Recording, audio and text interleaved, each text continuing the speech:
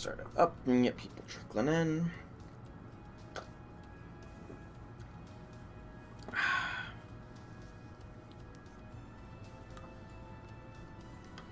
Alright, all looks good from that aspect. Now we test something real quick.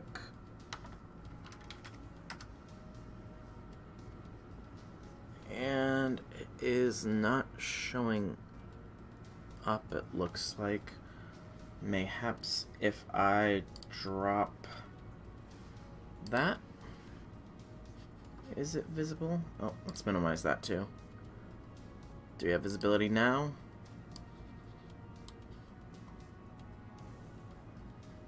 Nope, not there. Boy, howdy. That's awesome.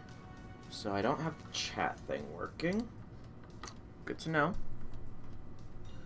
I'm gonna hope the alerts thing is working. We can turn off Twitch chat then. And yeah, that should be fine. Okay. Okay.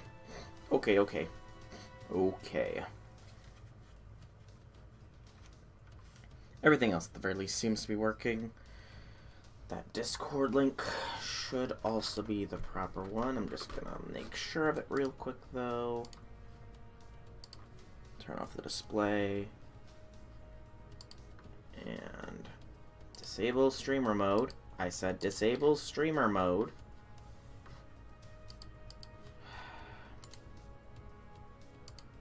What? Stop, Discord. Disable streamer mode. There we go. I said disable it, not enable it. Disable it. Okay. And the invite is in fact different. Nope. So the link that never expires. Okay. So that link that never expires should be the proper one. Alright. Exit the Discord. Bring back display capture. Minimize that. And we'll go ahead and do the quick friend point roll so that the daily reset happens and I can get my daily stuff. And we'll go from there. Or I'll do the daily reset thing first.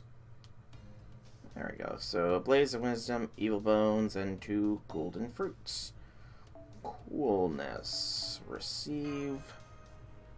And now we'll do our free summon. Right quick.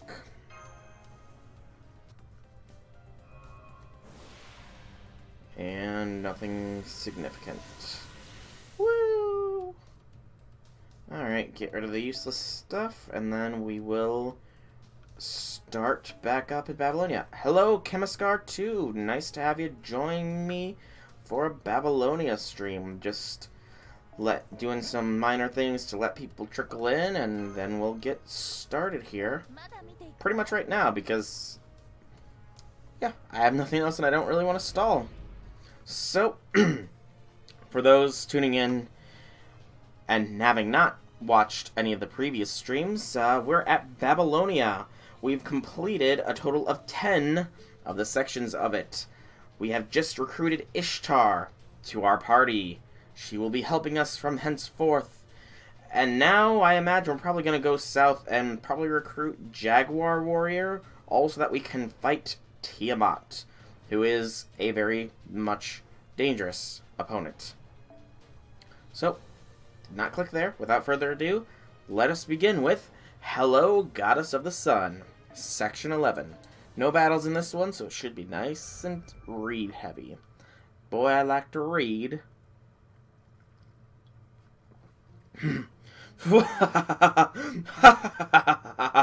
Welcome back, splendid heroes.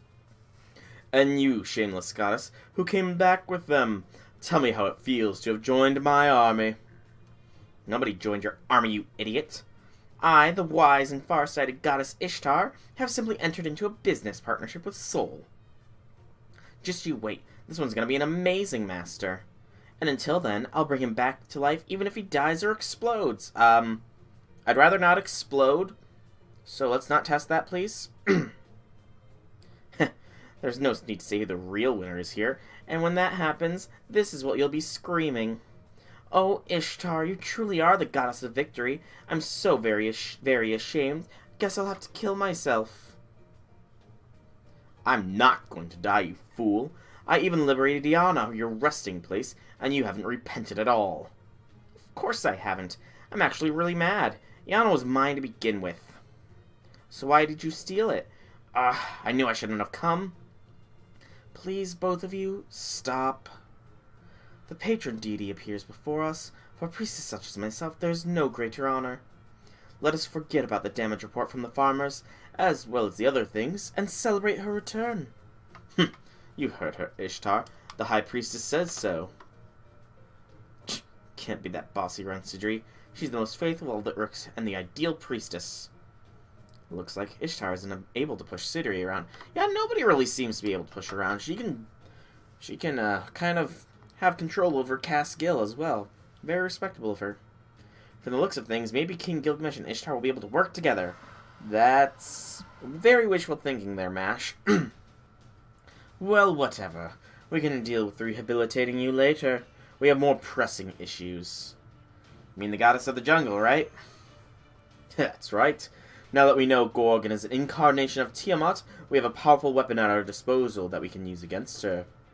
The axe of the god Marduk, who ripped open Tiamat's throat, is still kept within Eridu. The axe will be key to defeating Gorgon. Eridu, the first city in Sumerian mythology where the divine right to rule was given. But now it's covered in jungle. I see, so that's why. I told you that's an order in which to defeat the goddesses. First Ishtar, then the one in the south, then the one in the north. So how about it, Ishtar? I bet you know who the goddess of the jungle really is. Many of the heroes I've summoned so far have gone into the jungle, trying to learn exactly that. None have returned. Only a very powerful divine spirit could defeat such servants. It's not Jaguar Warrior, then? Of course not. That's also a divine spirit, but it's only a secondary one. Next time, I'm skinning it for its pelt. Good luck with that, Anna. To be honest, you're not that powerful. I'm curious about Jaguar Warrior, but talk about her later. So, what is the true name of the goddess of the jungle? Well, I guess I could tell you that. The goddess that holds domain over the south is the Winged Snake, a fellow goddess of Venus, and the great bird of the sun, the wind of Mesoamerica, Quetzalcoatl. Quetzalcoatl. Okay. Quetzalcoatl, the conquering king of the Mayans, the Toltec sun god. That's Demiurge caliber. She might be even more powerful than Gorgon. Wait, wasn't Quetzalcoatl male anyway? Why is she a goddess? This is fate, Romani. You really don't want to ask why half of them are a goddess or gods. Hello, Red Velvet. You are indeed here. Here and ready to watch me take on Babylon. Haven't missed too much. We just learned the name of the goddess of the jungle is Quetzalcoatl. So yay. Oh, that's right. Humans wouldn't know. The place you call Mexico, the region of Mesoamerica, has a very different mythology. Their gods are said to be not from this planet, but to have come from the sky. When an asteroid collided with Earth, something that came with it survived and infected the plants. Eventually it became a microscopic organism that changed the local animals into gods and built that area's civilization. That's a very interesting interpretation. The deities of Mesoamerica moved from one human to another. One of those vessels was probably a female. Ah, I see. I get it now. I get it. Thank you for that incredible information, goddess. There's still so much about Earth that we don't know. I prefer the explanation for why Quetzalcoatl is a female is its fate. Roll 63 incarnate, pretty much. Quetzalcoatl, With human history incinerated, I can't see the future of this Mesoamerica you were talking about. Dr. Roman, gather information on this goddess. You were playing FGO, so you didn't get the notification? That's alright. I've only been going for a few minutes, so... Again, you haven't missed much, Red Velvet. I know nothing of any of the deities who were able to come back to life in the AD era. Uh-oh. Master, that felt like an earthquake just now. Forgive me, my king. An urgent message from the south gate of Uruk. The south gate has been annihilated. They're requesting reinforcements. An enemy attack?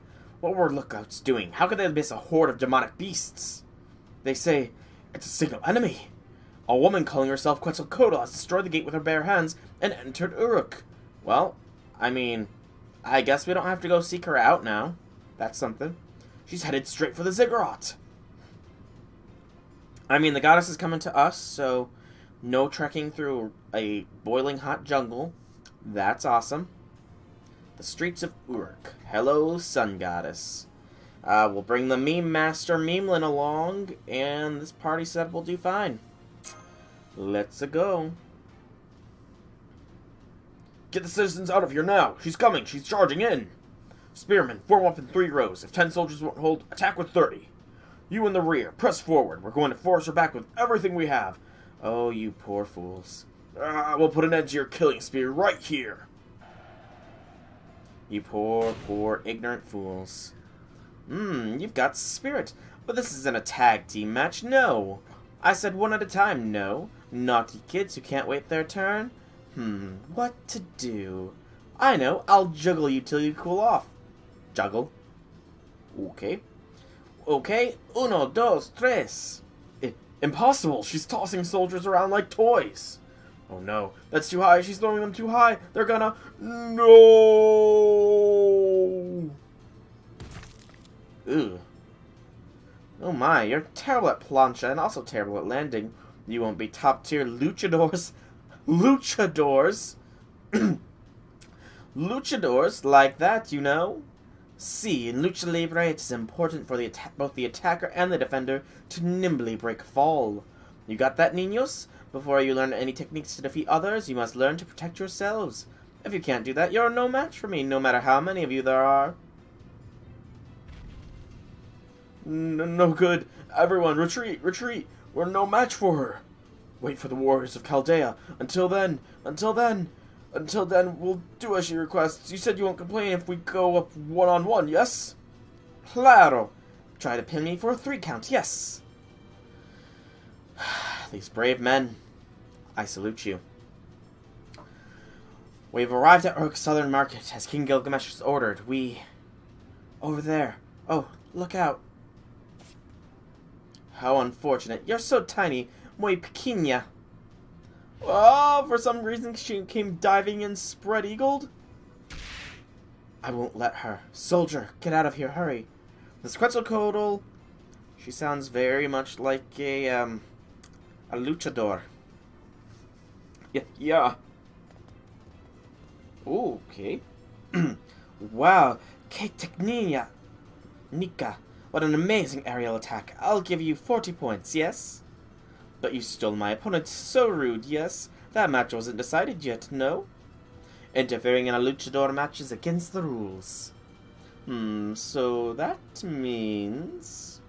Well, wind coming from below our feet. What's lifting us up? The penalty will be my 100-meter ring-out toss. Adios, muchachos. That is a very evil-looking face.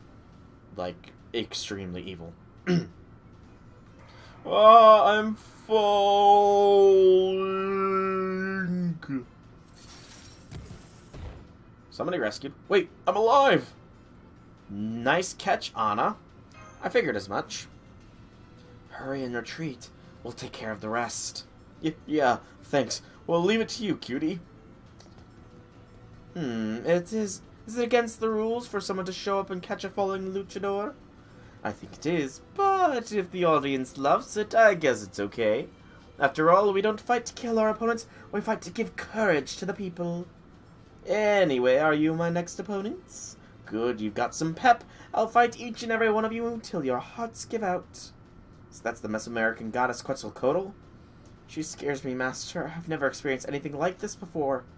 She's laughing like she's having a great time, a laugh with no hatred or animosity.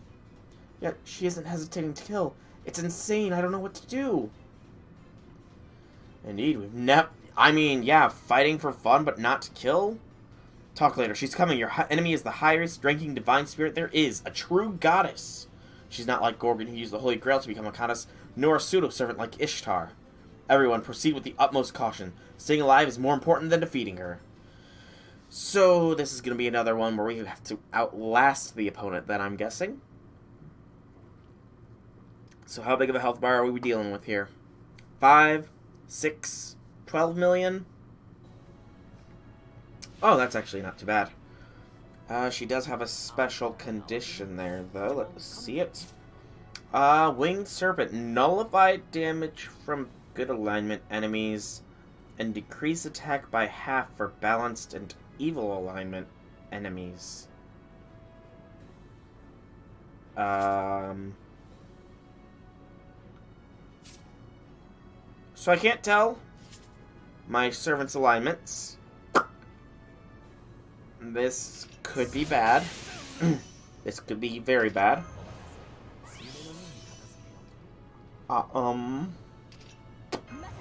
Well, guess there's only one way to find out. Alright, Tamamo's damaging. Kintoki is barely damaging, though. There was that symbol... Ouch. That symbol did appear when Kintoki attacked her, but not so much when Tamamo did. That's interesting. I'm going to go for the stun real quick. Or not. Definitely seems like it's gonna be rough times. We'll guard, and I'm gonna see if the Meme Master can actually do damage here. I'm hoping he can. Nope. The Meme Master is unable to damage her. That's very annoying. I mean, I suppose the Meme Master isn't meant to damage. So there is that. Dang, we did not... We're not hitting her with the blockades. Alright, Kintoki, I want you to do your quick blast here. See how it works. See if we can do something. You're at the very least balanced or evil, because you are doing damage to her.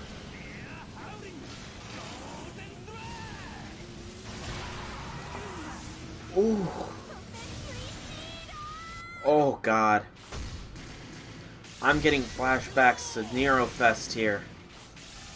Terrible, terrible flashbacks.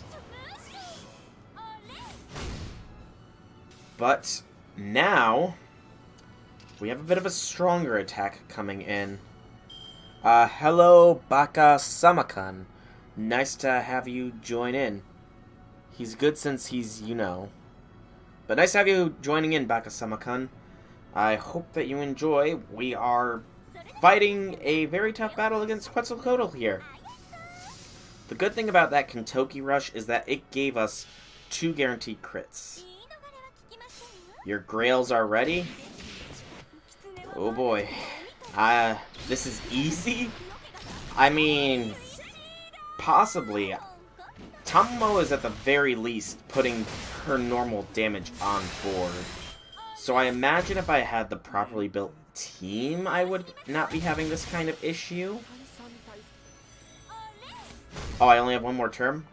You think? Okay, that actually would be nice. Let's drain. I'm pretty sure Vlad is probably evil alignment. But Sanzong, if I had to put a guess on it, is probably good. So we'll do it like this. Oh, the Tamamo guaranteed crit from a buster is nice. Oh! Sanzong is probably balanced then. Interesting. Interestingly interesting. And we're not yet done. Huh. Okay, Tamamo, gain invincibility, please and thank you. Just in case this is an AoE attack. Sanzong, draw the fire, and Vlad, smash. Alright, Vlad actually is not getting that symbol either. Interesting. Oh wait, your Luchador Oni-san 2 times. I'm gonna get the Santa Quetzal Grail her. Also, Quetzal's the new Santa. Interesting. I did know that we were supposed to get the Christmas event info soon from JP. Didn't know that Quetzal was it, though. Quetzalcoatl here. It's interesting, though. Oh, there we go. You were right. Only one more turn. I have not seen her yet. I've been fairly busy today, actually, so I haven't had a chance to look at any FGO stuff. This is actually pretty much the first I've actually logged on. That NP, though. Christmas Quetzalcoatl or this one? Because this one was a fairly interesting one. But it does look like Vlad probably did neutral damage. Mystery Servant, so potentially one of those. I'm going to check these guys real quick. So, you are... Where's alignment kept? Under profile, I think? So, Kentucky is lawful good. Ah, the Christmas one. Links should...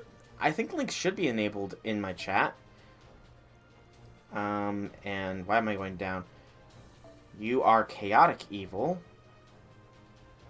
Sunzong is lawful good. Then why is she able to do damage? Huh.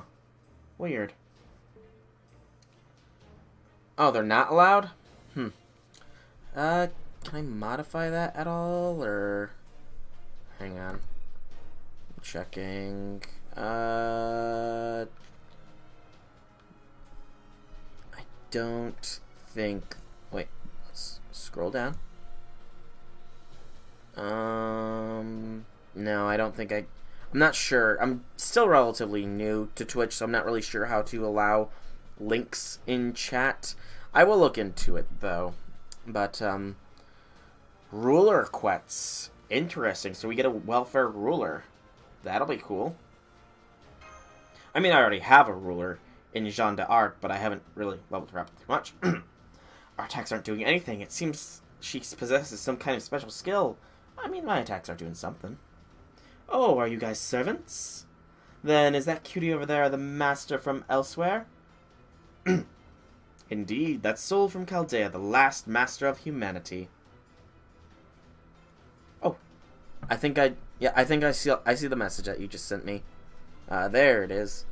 I will open that up, and okay.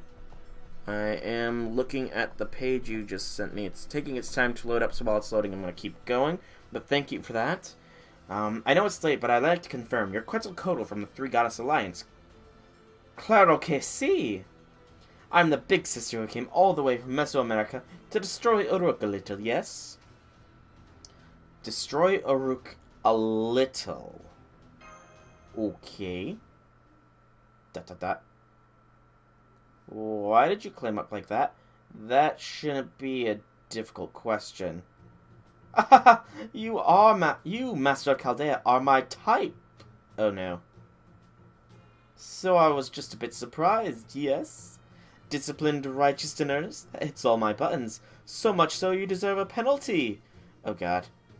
Mash, please save me. Mash! If Soul will marry me, don't mind being on your side. Hey,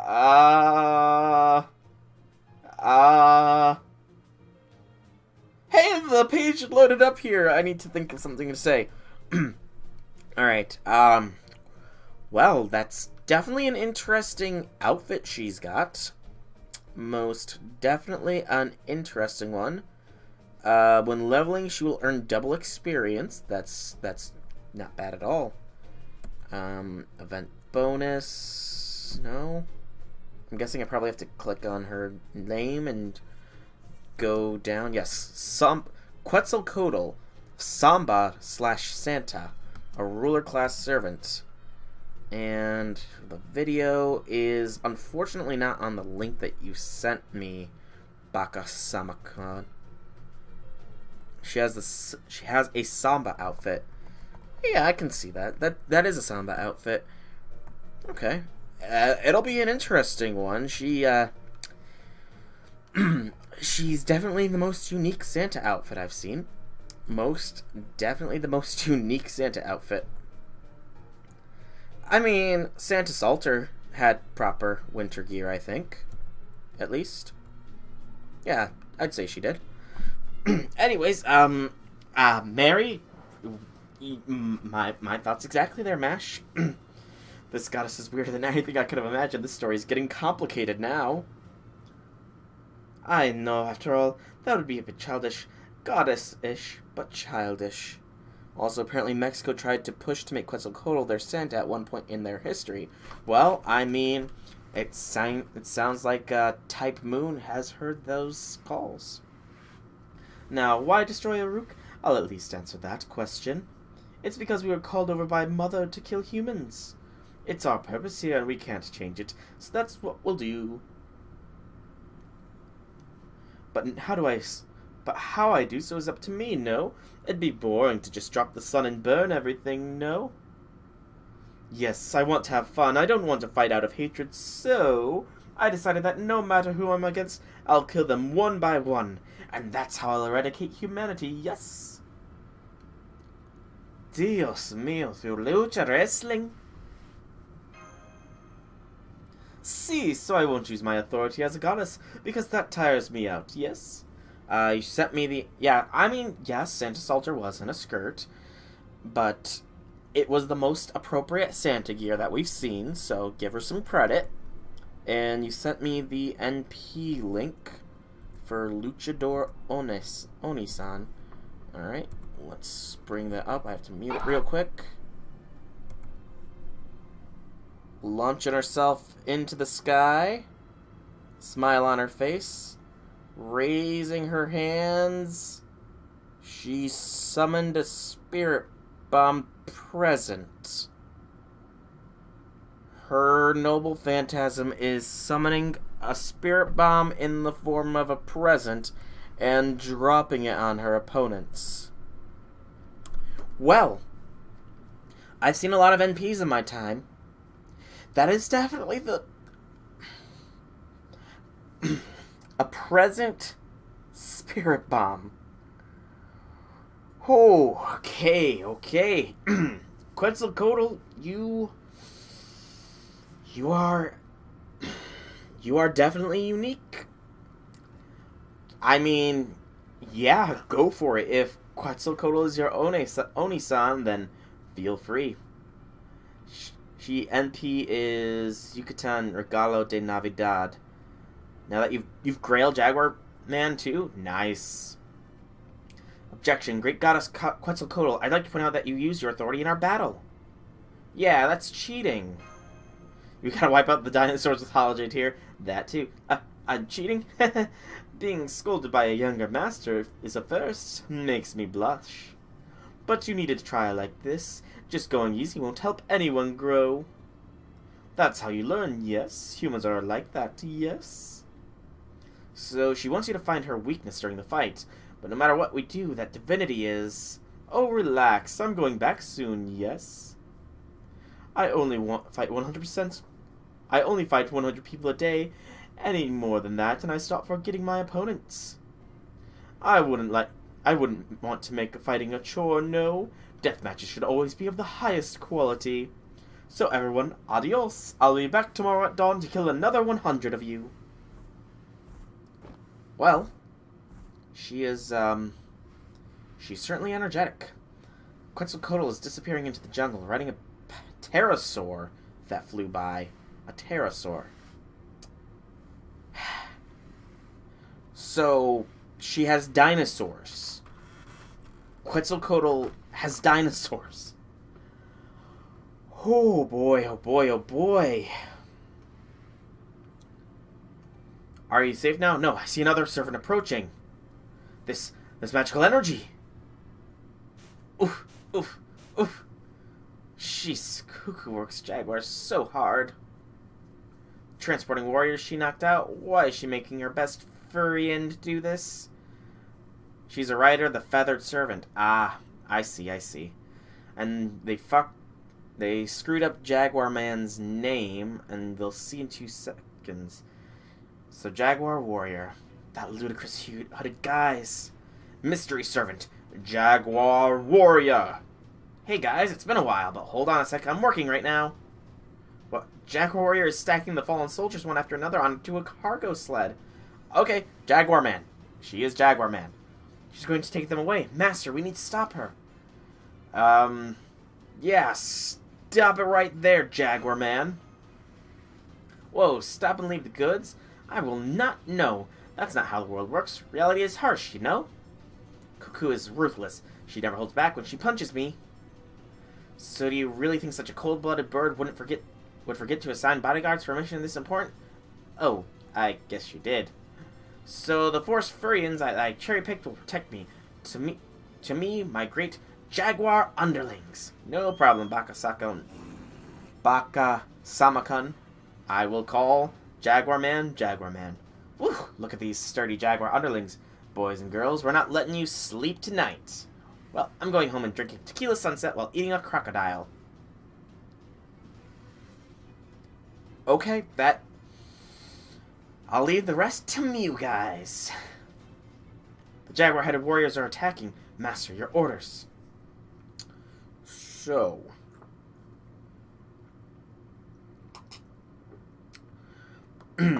these, Mesoamerican spirits are certainly something. They are certainly something. But hey, we actually fight some normal enemies here for once in the Singularity. That's a shocker. Oh, I got another link from you.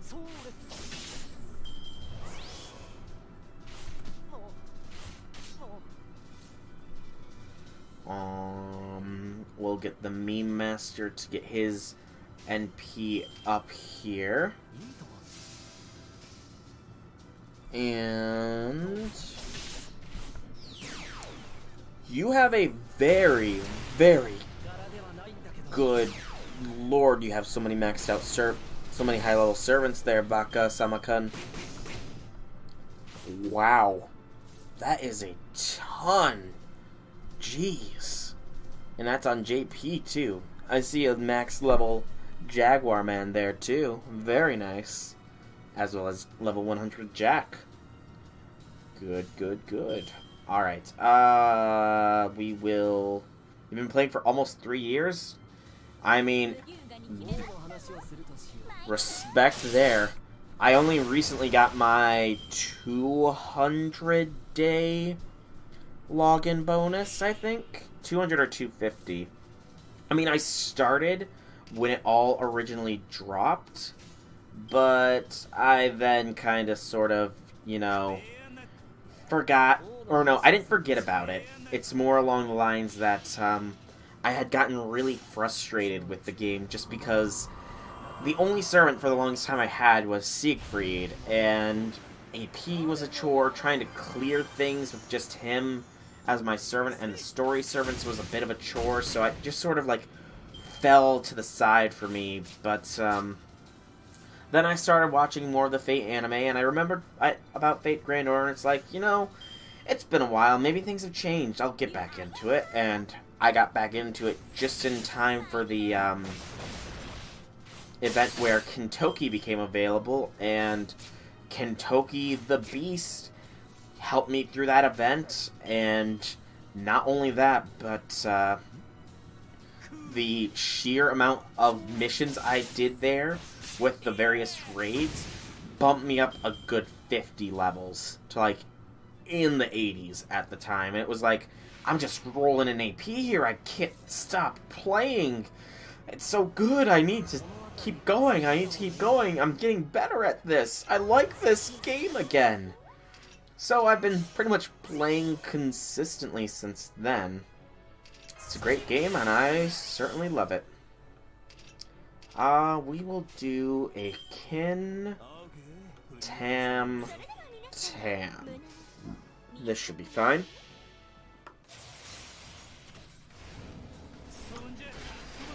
And now I'm on Babylon.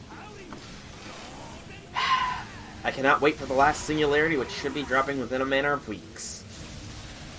I just hope it drops on a day I don't have work, because I do want to stream the last Singularity when it drops. And interesting note, these guys are considered males. So Tamamo just wrecked that one. Very nice. But yeah, when the last one does drop, I do definitely want to try and stream that when it drops. Goodness, King Gilgamesh is such a good dude. I know, Cast Gil is awesome, but normal Gil is pretty cool too, you can't deny that. Gilgamesh, in general, is a cool dude. He is probably... Because the main servant I'm going for right now is King Hassan. Because I'm going to go super hard on him.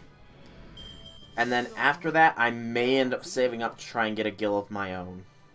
May. It's either Gil or the Meme Master Memelin, because Memelin is proving himself pretty darn potent throughout Babylon, and I wasn't going to... I didn't originally want to get him. I figured I'd be fine with the waiver, but now that I've played with him, it's just sort of like... I need him. I just feel the want for him in me. It's weird. Very weird. Well, this is an altogether new problem. To think Quetzalcoatl would come barging in herself. What a nuisance. If she keeps tearing up the city, that'll affect morale on the demonic front. The craftsmen and soldiers have left the southern market. At this rate, the king's little side project will... Side project? King Gilgamesh, what are you making? No, nothing. Siduri. Must you be such a killjoy? What's the point of making a secret weapon if it's not being kept a secret? Ah, this is all because of that insane goddess. Ishtar, she's one of yours. Make yourself useful. Do something about her. Hey, she's not one of mine. She's from a completely different culture. Really? The flowers, they get you? I mean, I guess. Really, she's a different class, uses different weapons. Other things like the amount of skin showing in our alignments are generally the same. That's true. Very true there, Ishtar. But I wouldn't say it's the flowers. I would not say it's the flowers. If anything, it's kind of the white hair. Because I really do like the color white. Especially as hair. And if I could, I would dye my hair white to see what it would be like. But I've got too dark of hair to do so. And I work in a doctor's office, so I don't think that would fly too well. So that means the two get along, Senpai. Shh, stay quiet, she'll just get distracted. Even if it's true, don't mention it, Mash. Well, there's no denying she is the nuisance. Like the way she picks fights with humans one by one, she's got a weird idea of eradicating humanity, but I guess she'd call it integrity. And if she's coming tomorrow, that means she intends on killing 100 people every day. Yes, exactly. 100 soldiers fell victim. The corpses were carried off, so we can't even bury them. Even if we wanted to fight, we're no match for her. Don't you have a plan of some sort, Dr. Roman? Eh? You're asking me? You guys have Merlin over there. Use that clairvoyance or whatever and take a peek at what Quetzalcoatl is doing. I'd really like to do that, but I can't overuse my clairvoyance. I'm using magical energy for other things right now. At any rate, she'll definitely pick up on it if I observe her. And as many a myth has shown, goddesses don't respond well to being peeked on. Isn't that right, Ishtar? Yeah, I'd kill them. I'd use my authority, my noble phantasm, everything I have, and blast wherever the peeper is into oblivion. See? Do you want to piss her off like that? I don't. And that's why I can't use clairvoyance to check out Quetzalcoatl. I see. I wish you told me earlier that you were restricting your clairvoyance. Because, I mean, let's be honest here.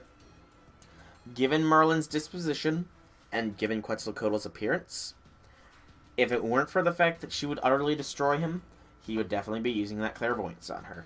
Let's be completely honest. No wonder something seemed off about you, Merlin. You had already done everything you could. I'm glad you understand. So, Romani Archerman, what's your proposal? Alright, I shall give my opinion as Chaldea's operations commander.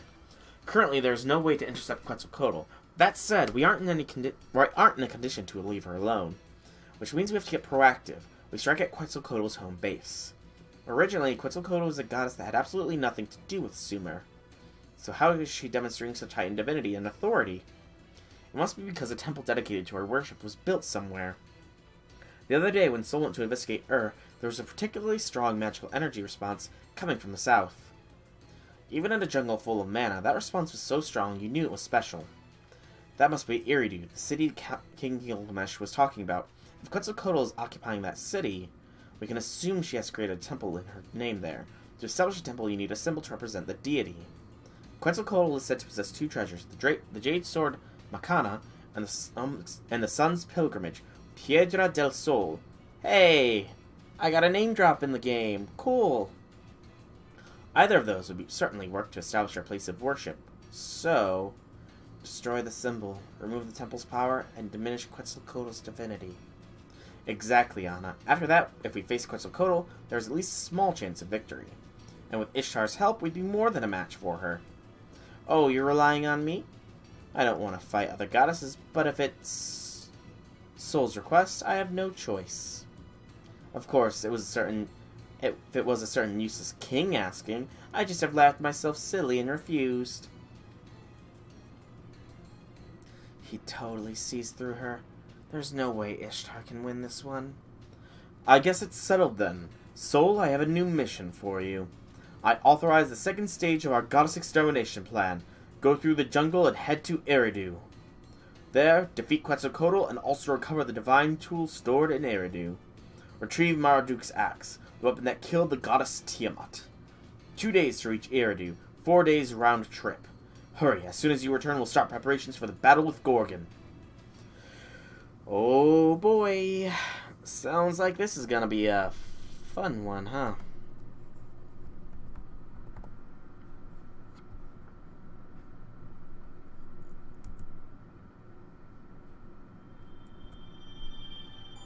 St. Quartz, and back to the streets of Uruk. Temple of the Sun, Section 12, another 5-parter. We have Ishtar as our guest this time. It looks like it is going to be Lancers and Assassinos. So, technically, Ishtar's at a disadvantage here, as is Kintoki. So we'll go with this setup then.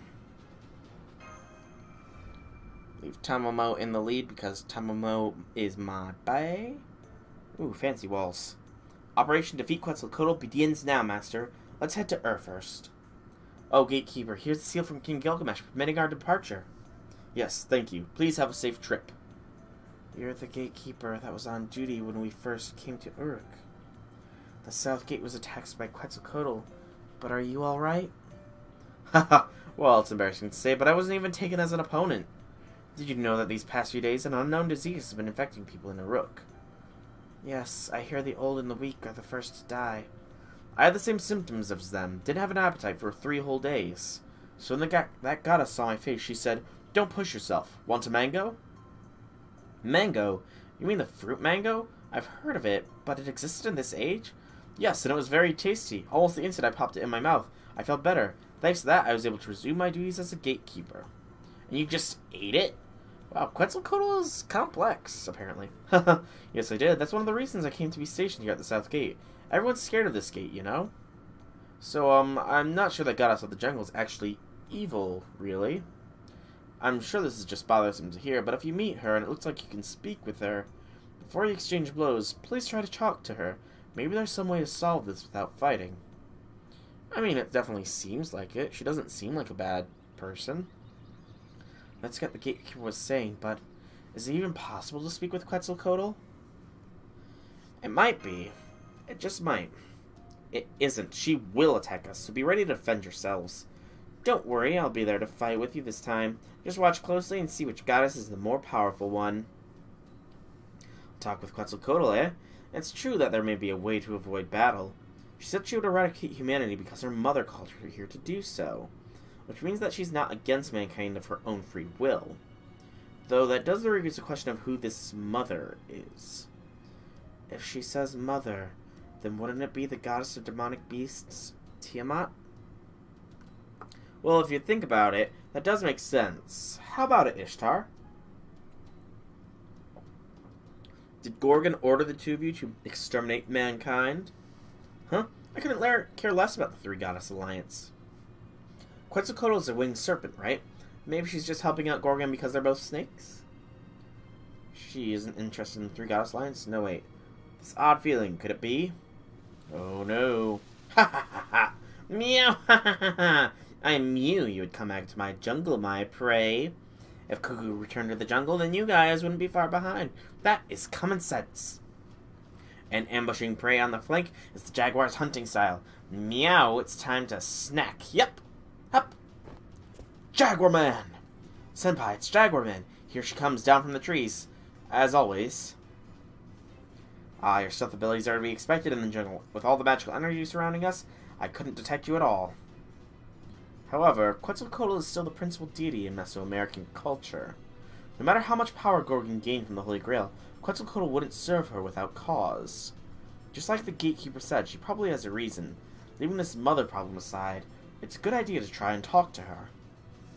Yes, talk. Conversation is the best expression of human sincerity and kindness, soul. I see. Jeez, that's not convincing at all.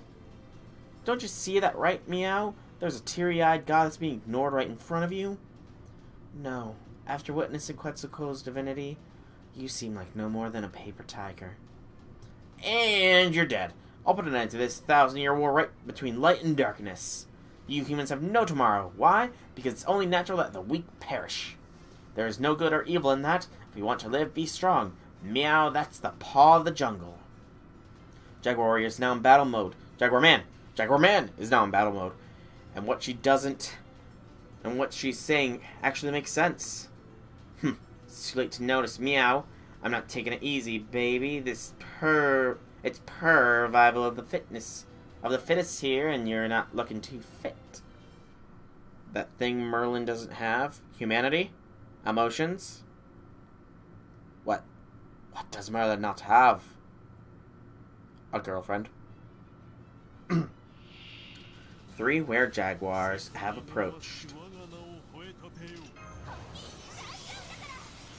Alright. Let's go.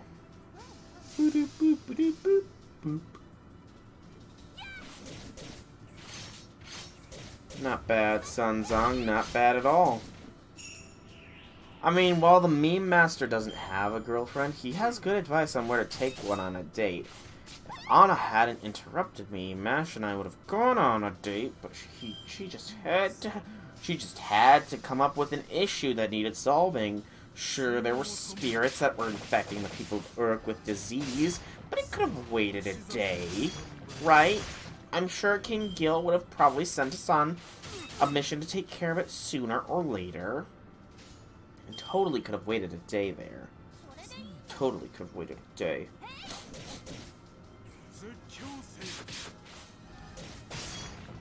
Merlin feeling 25 degrees cooler under all that shade? Oh no. There goes Vlad. Ode to joy.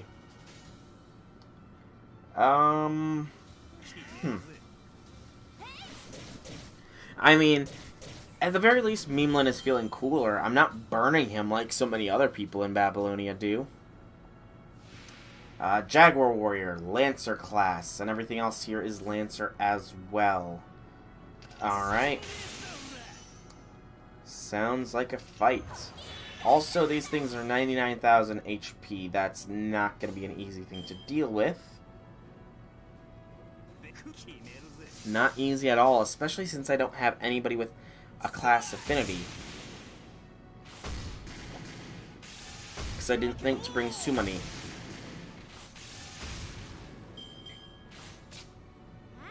My bad. Maybe if I fail here, I'll bring him for the next round through. Go for busters. Get as much damage on board as possible.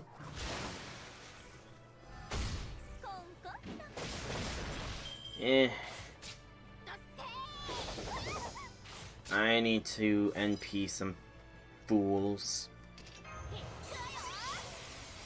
Alright, Sunzong, get a buster, or get a brave chain here. Hopefully take out this were-jaguar at the very least.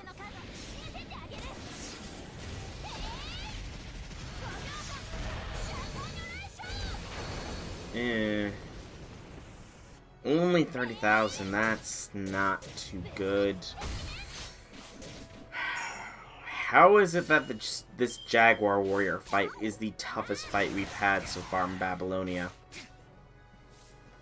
I question that very greatly here.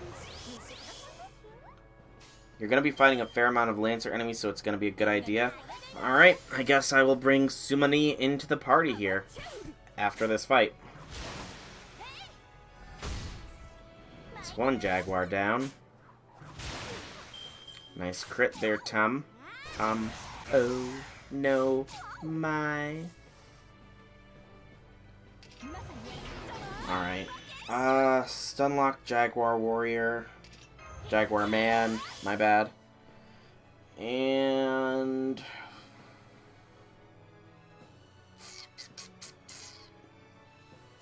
I don't like that Were Jaguar. It's gonna get its move off, but I also don't want Jaguar Warrior to survive much longer. So we'll do it like this. Focus Jaguar Warrior down. Jaguar Man, my mistake. I keep saying what I see. Okay, not terrible damage there.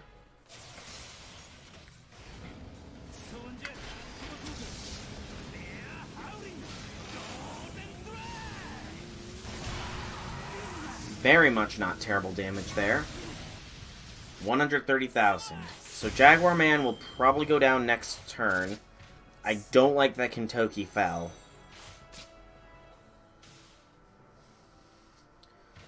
So... stun Jaguar Warrior just in case we don't get the kill here. Do an attack boost. And get an NP chain, or get a Brave Arts, or get an Arts chain. Blech. I'm tangling my own tongue here. Alright, Jaguar Man is defeated, which means it's just the single Were Jaguar left. Can we do it? I certainly hope so. Ishtar will probably be able to fire off her NP here shortly. Which means we can combo it with Tamamo's NP. So that Tamamo gets the overcharge benefits. Provided she lives, that is. And we'll just have that on standby in case it survives. A Buster Chain should work out here, though. I hope.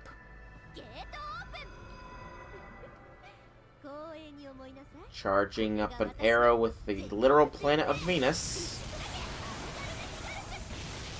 As expected, not too much in the way of damage, but it was also that Tamamo could get the overcharge bonus. Yes, she does in fact get it. Nice damage. Very nice damage. 74, that's enough. And it activates a little too late.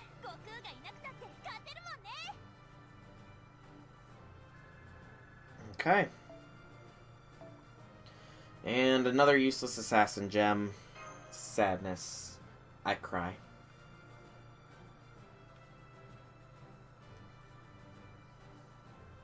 Okay, back to So, another part of Temple of the Sun. We have a guest servant, unknown. We have Saber, Caster, Lancer, and Assassin. Oh joy. So, Saber means that we want Chloe. Lancer means we're going to want Siegfried. Assassin means Caster. And Caster means Rider. So, in other words, servants that we drop are going to be Tamamo and Vlad. Everybody else will be fine. We'll give you... What do I normally give you, Chloe? Is another ending fine? Or do I want one of my others on you? Because you're not... Because you don't need the NP gain. And I don't think I got anything else that is particularly interesting on you. Yeah, I have nothing else that's particularly interesting, so we'll keep another ending on you. And this will be the squad setup.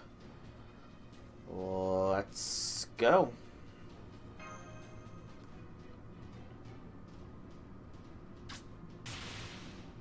What? Is that all you got? Meow. It doesn't hurt. Not a scratch. Oh no, I shot her. You guys told me I'd shoot her, so I did. But is that really okay? Of course, she'll probably never learn her lesson unless we kill her. So we better do it at least once. Hey, you know what? You know that servants die when they are killed, right? People die when they are killed. That is a very true statement there, Jaguar Man. Very true statement there. So, are we sure this is Taiga and not Shiro? Because, yeah, that quote. As a fellow rogue servant, you should know what it's like. A once-in-a-lifetime miraculous summon, but with no master. I'm the brown-striped, cat-eared Jaguar Man whose dreams of getting a real job. I'm no goddess, but I'm still a Nagul god. Shouldn't you guys show me at least a little respect? What? That thing is a rogue servant? I totally thought she was Quetzalcoatl's minion. I'm not a minion. Cuckoo and I have just been stuck with each other. I don't have a master, so I'm just freeloading off Cuckoo for now. Meow. For meow. I see, so you're just a leech. Soul, the more allies, the better. She may not be that bright, or, well, altogether sane, but that servant is good in a fight. You know what to do. Roger, roger. I heard everything since I have 4 ears. I'll catch any kind of sound. She does have 4 ears. However, an amazing opportunity like this is impossible. Let me make that clear. I'm a very proud wild jaguar. I will never work under somebody. But I will give you a chance. I'll at least listen, so give it a shot. Now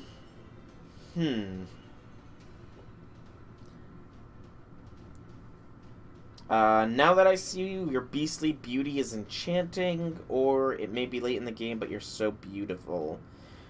She has a very cat theme. She seems to like that, so saying beastly beauty probably would be better. Looks like I picked right. And done. I'm your ally. I've just become your ally, right, meow? I know. Defeat Quetzalcoatl, right? Just leave it to your big sis. This tiger will give you all the deets on Cuckoo, from her bedtime to when she wakes up. Negotiations were successful, Master. Jaguar Man has become our ally, and it only took a single sentence to convince her. Yeah, she's easy to convince, at least. That's good. Righto. And that's how I, Jaguar Man, will move from the jungle to a modern environment like Chaldea. I'll be in Soul's care starting today. Nice to meet you all. Soul, that was the worst move possible. If Merlin hadn't said anything. I will kill him. I look forward to working with you, Jaguar Man. I'm Senpai's official servant, Mash Kyrelite. Right, you offered a handshake with a smile, but I know you're a pretty scary girl, though. Nice to be working with you, Mash. And you too, familiar-looking lowly gal. Lowly gal. You brought in another noisy one. Well, she isn't even pseudo-contract, so we could cut her off any time if necessary. But she is definitely good information for us. The jungle is her backyard, after all. Let's have her guide us to her from Eridu, and she can tell us about Quetzalcoatl along the way. Leave it to me. To Eridu, right? I'll guide you at the top speed. Grr. Won't let you. Why did you betray us, Jaguar Man? I'm detecting multiple hostiles. You guys are surrounded. You forget pride, jungle, humans, visitors, humans, intruders, humans, ATM. We guide them. You taught us, but you betray. It's a Sumerian beastman. I've been lying to you this whole time. Blatantly saying you've been lying to them. Okay. Sorry guys, I went ahead and changed jobs. I found a new master. By the way... Whoa. Don't you remember? I told you a million times not to touch them civilians. That's a change in appearance. That's definitely a shift. What? My thoughts exactly. Miss Jaguar Mura? Jaguar Mura. Wait, why are there mafia-style modern clothes underneath your fur? Jaguar because it's Taiga Fujimara. I get it. You just do whatever you feel like, don't you? Knock it off already. But boss, you Fallen, get her. Too bad. I guess these are the tag-alongs that aren't cool with me moving on. Didn't think I'd have to take out my own minions. Sure, bring it on. It's a good opportunity to show. So what I've got. She looks much more serious in this manner. My club can be vicious. Be prepared, because you ain't getting my crocodile meat ever again. That is definitely a change in demeanor. Definitely an interesting change in demeanor there. Alright. So, Lancer, Assassin, Saber. Ew. Very weird setup here, but it's kind of necessary. Let's take out the Lancer class first, because that's the only one I have a weakness to. On the squad right now. Oh, it's 9 enemies, too. Awesome. I just saw that. So that means it's going to be gradual increases in difficulty here. Alright. Good to know, good to know. We'll go ahead and hit this Were-Jaguar next. Because it's got only 3 charges for its NP, and we don't want it to get that NP. What's up, Red Velvet? Ow. That crit, though. Get Chloe's chain.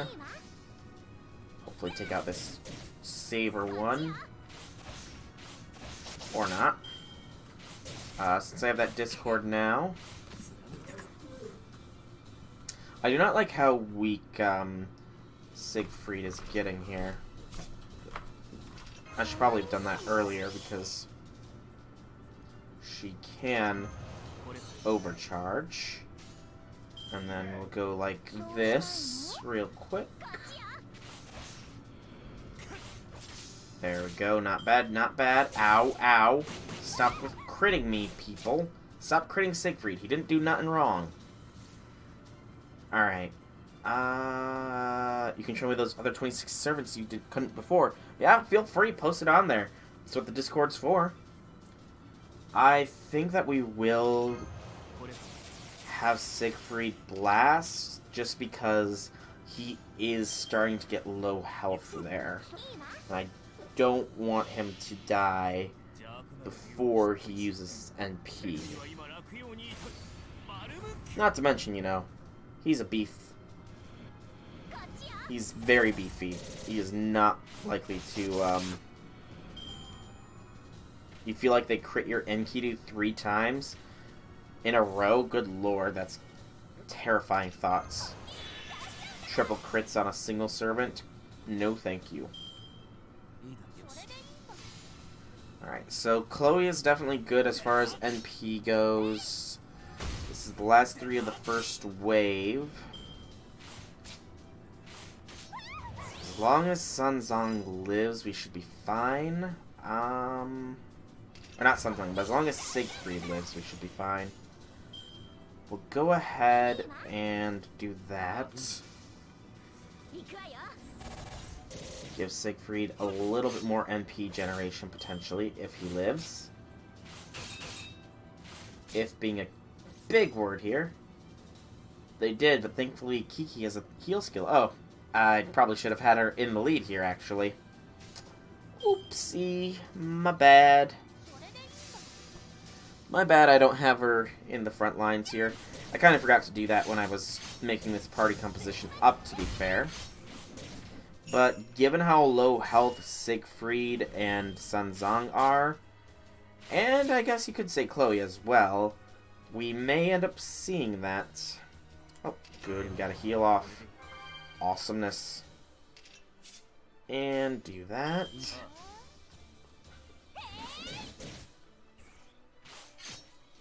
Ooh, nice crit, nice crit.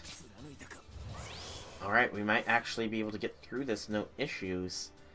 Sadly we won't get another NP from Siegfried, but we should be able to get a 200% charge out of Chloe.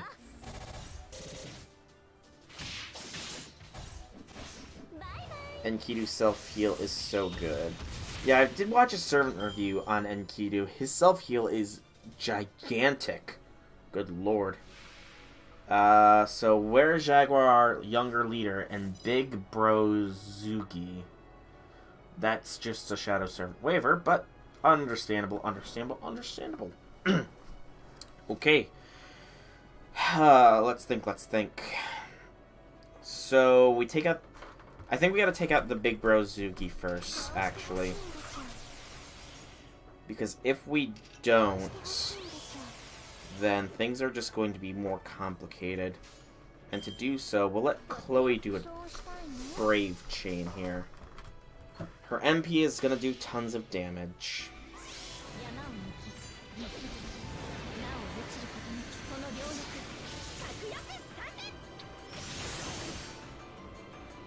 Ooh. Maybe not tons of damage after all. But her NP steroid is good enough that I can fully charge her again. Now we have Kentoki, but because I wish to see her, she's a Lancer, of course, so she's going to take more damage from that Were-Jaguar, but we'll bring her out. So, Jaguar Man. Increase crit strength for yourself, and only in force field increase C-star drop and gather rate for 3 turns. Increase your attack. Increase buster effectiveness and mental debuff, plus gain a large amount of crit stars. Okay. Fairly interesting. We will go ahead and include her in part of a or part of an arts chain for the NP game.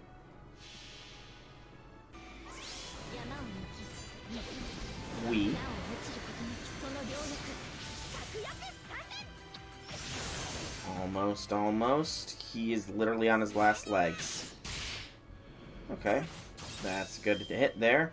Unfortunately, it was your last hit there, Siegfried. Sadness. Tears. I cry every time. Yeah. We'll still do this. So a large amount of C-stars. A dozen is actually pretty good. So we'll let her get the last attack in this Buster chain here. See how she does, even when weakened. Not bad. 12k even when weakened. And bye-bye, Chloe. Because gotta love crits. Just gotta love. Do it again. Do it again. Go Taiga, go Taiga, go. Go Taiga, go Taiga, go. And we'll let Jaguar Man get the Brave Chain. Jaguar Man's green-yellow stripe pattern makes me think it's Taiga from Fate Extra. Never actually watched. Fate Extra is the one that's the game series, and I want to say there's like 1 season of it animated. I think, right? Is that right? I think that's right. But I mean, to be fair, you don't see Taiga much in Unlimited Blade Works, but she is in Heaven's Feel a little bit, it seemed. So, we've arrived at Ur. I know it was a wild trip, but I appreciate Soul's kindness for not asking about my minions. Well, there wasn't much to ask to be. Oh, last encore, is that what it is? Is that part of the, whole, game series thing? I saw an image of it, but I didn't actually watch it. It has, like, Nero in it or something. I've been wanting to, but I just haven't had time. Aren't you guys from the Chaldean Embassy? Did you come to rescue us? Wait, you're all the soldiers Quetzalcoatl took away. You're alive? Even after she tossed you so far into the air and beat you so brutally? Yeah. Oh yeah, we have to explain it from there. We were surprised she didn't kill us, too. Uh-huh. At a glance, it looked as though they were being murdered, right? She wasn't killing them. Well, she is actually killing them, but right after giving them a killer move, she's casting a killer revive on them. That girl. Okay, that's interesting. It's the anime for Fate Extra. Okay. But you played the game. Ah, I see. I might have to watch it then. Because I do have one of the Fate games for the PS4 that I have to play yet, and I know that another one's supposed to be coming out that I'm interested in, but... Time. The one thing that all adults don't really have much of. So, Quetzalcoatl is killing her foes, and then bringing them back. It's Cuckoo's bad habit, or kind of like her policy. I personally don't get showing mercy in a match like that. She takes on anyone who's ready to risk their lives to challenge her, but she helps those who aren't ready to die. That's why she gets taken advantage of by Tezca, and yet she still doesn't learn. As a big sis, I'm worried that the other goddesses will walk all over if she doesn't change. So there's 0 casualties, then. Oh yeah, a report delivered to the king mentioned that as well. Besides the soldiers who were taken, there were no casualties among any of the soldiers that were involved. But it looks like you're all locked inside That's right, that weird goddess is preventing us from returning to Uruk. Because you guys are our dear sacrifices. You all gotta become Cuckoo soldiers when the time comes. I see. Does that mean Quetzalcoatl is taking these men in to build herself an army? That's right, they're getting retrained in Eridu. That girl may look cheerful, but she has experience as a king. Gigi knows she was super good at commanding an army, so why don't you guys stay here and fight too? We are soldiers of Uruk. We cannot stay away from the city, not even for a day. Everyone else is preparing for the end of the world, doing what they need to do without any rest. Now, don't say that. Earth's pretty fun too. The residents look a little down, but that's not important. There's 2 kinds of people, the ones who can make it and the ones who can't. That doesn't change no matter what era we're in. But that's why humans have thrived for a long time. If each and every person could work that hard, it'd be kind of scary. There are the ones who can fight and the ones who cannot. That difference is the difference in capacity is a trait seen only among human society. That's what Cuckoo was saying. Well, it doesn't matter to me, though. Cuckoo, so you were talking about Kukulkan. Quetzalcoatl was the priest king of the Toltecs. To the Mayans, he was the conquering king, Kukulkan. Quetzalcoatl was a god, but she also appeared at times as a king of men. So that goddess may be inheriting all of that memory and history. She was very, very busy for a goddess. I wonder if all the gods of the other lands are workaholics like her. I mean, she's not quite like Gorgon. She understands what human beings are, but chooses to destroy them nonetheless. Well, that's complicated in itself, but how about it? Soul, do you think you'll be able to talk to her? I think so, yeah. She doesn't seem like she wants to end humanity. It's more of a technicality, sort of, that she's doing it. She's killing them, but reviving them later. And are they they're not really humanity if they've already been dead? I guess that kind of logic could apply. They're not really humans from before. They're her people. They're people she saved. So they're different from humanity. That might be how the logic there works. I think that's impossible. Gorgon is the goddess of the north, right? Quetzalcoatl is also a goddess of war. If she shows her true self, she becomes much more terrifying than Gorgon. Cuckoo is a monster who enjoys fighting. She sounds cheery, but that's because she's in a good mood. But imagine what'll happen if the fun is taken out of it. All she'll be is a cold killing machine afterward. Words alone could never defeat Quetzalcoatl. The only thing that could silence her would be a head-on battle of the soul. And she punishes Dagor for killing them. Yeah, that she does. So I think that might be her logic there. They're not humans anymore if I kill them. It's almost time to trade shifts, or my romantic interlude sense is tingling. You know, given what happened last time, I'm gonna go with the second option. I just hope it's MASH this time, instead of Ishtar. Nope, Ishtar again. Good evening. On guard duty by yourself again? Here you go, something to drink. It's chilled fruit water. Thank you. Please have a seat. Ha! I'm making them have a seat now. Sure, I might as well since I'm here. So, Urk turned out to be like this, huh? Compared to Urk, though, the people here are kind of morose. But this is how things are supposed to be. Not all humans are strong. There are people who try, but it just doesn't work. It's not because they're not brave or enough, or they're weaklings. They're just not fit to do certain things. Gilgamesh and Quetzalcoatl don't understand that. No, they don't even try to understand it. If only the strong and glorious are accepted in this world, the weak and frightened ones will have no place. I'm not saying you need to protect them because they're weak, it's just that some things can only be seen from their perspective. I don't want to ignore that fact. I want everything to be fair. Jaguar Man said the same thing, somewhat. Jaguar Man, really? You recruited a new servant again. Well, I don't really care. Maybe just a little irritated, that's all. Well, whatever. Actually, I came to advise... Achoo! And she's blonde again. I came to give you some advice tonight to plan against Quetzalcoatl. Hey, were you trying to run away again when I was trying to be nice and tell you something? That's just my imagination. The fruit water is good. Okay, if you say so. Anyway, listen carefully to my super helpful advice.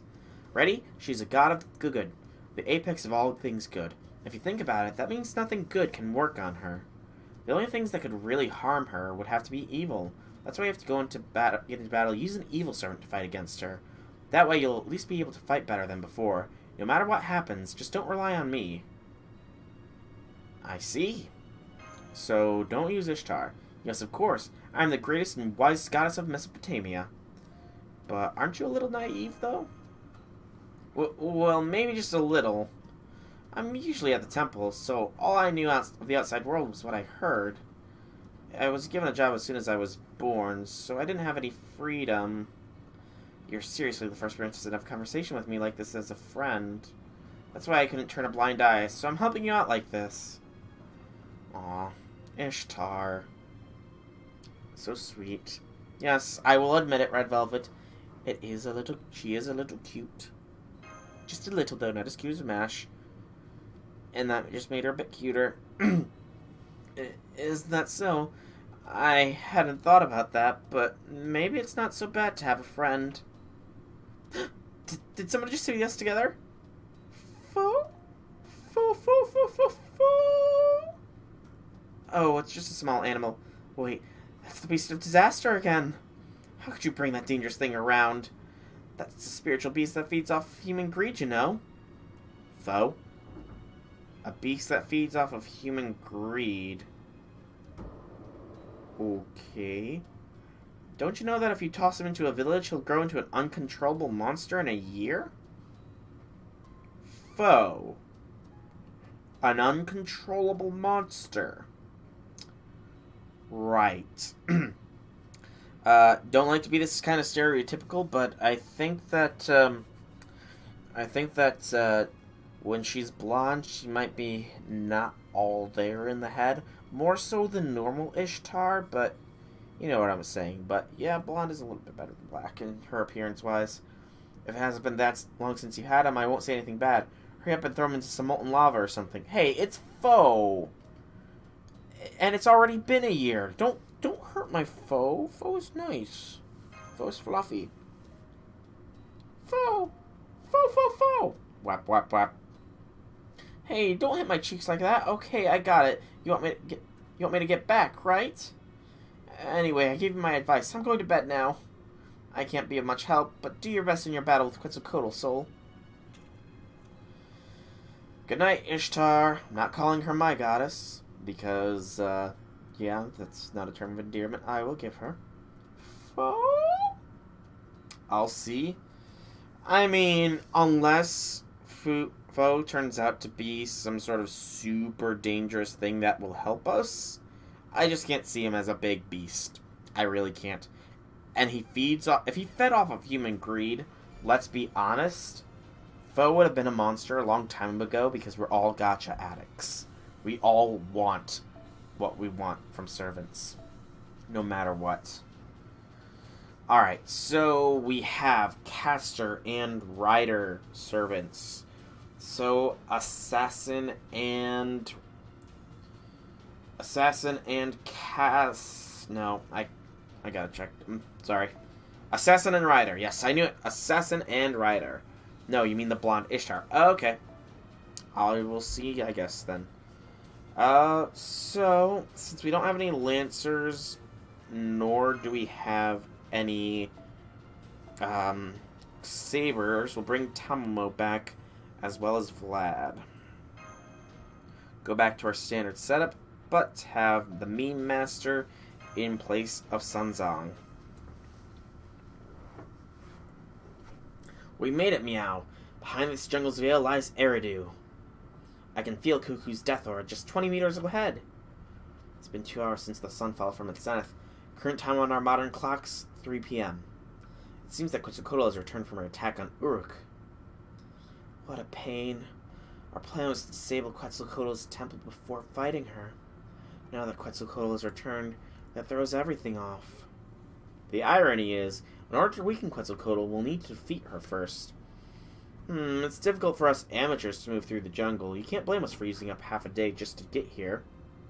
Sol, now you have to decide when to execute our plan. We can spend the night here and wait for Quetzalcoatl to head back to Uruk. Or see if there's an opening to get into the temple. What do you think? What do I think indeed? We can't sacrifice any more people in Uruk, that is true. And I did get your Discord messages there. I will check them out in a bit. Well, I'll check them out when the stream is done, just because I don't actually have Discord opened, and I would have to open it then. Including today, we have only 5 days left before Gorgon invades. It'll be 4 tomorrow. It's true that it'd be best to save as much time as we can, but I agree with Master. Invading enemy camps will always come with risks. I imagine that Quetzalcoatl will interfere no matter how perfectly we prepare. What you're saying is, if she's going to interfere anyways, then it's best for us to engage the enemy first. You got guts for saying that, Mash. You heard that, Dr. Roman? How are things on your end? Have you figured out the layout of Eridu? Yes, leave it to me. Eridu is laid out much like Uruk. I can see there's a large structure beyond the residential district. It's not as complicated as Ziggurat, but I can imagine that's the temple. If Mash carries Sol and you all move through the residential district at full speed, we should reach the temple in less than 10 minutes. But I'm detecting a large magical energy signature in front of the temple. That has to be Quetzalcoatl. If we launch an assault now, we'll have to do battle with her. There's no getting around it. Well, what's the problem with that? Mash, young girl, pompous guy, Ishtar, and the great Jaguar Man. With this many of us, we can at least hold Cuckoo off for a bit. During that time, Sol can run up to the top of the temple and destroy the Sunstone, right? Here. It's a spare of my unique weapon, the Deathclaw, also known as the Fearsome Club. I thought this might happen, so last night I went on a jungle adventure while you sleep and made it. One good hit from this will reduce anything, even the Sunstone, to dust. That should take Cuckoo's divinity down a few notches. Unique. Very unique. That's right, unique. There's not another one like it. The second Fearsome Club. Okay, again, she's not all there in the head. Should show you the different taigas, too. I will look forward to that. Looks like we've got our plan, so let's confirm one last time.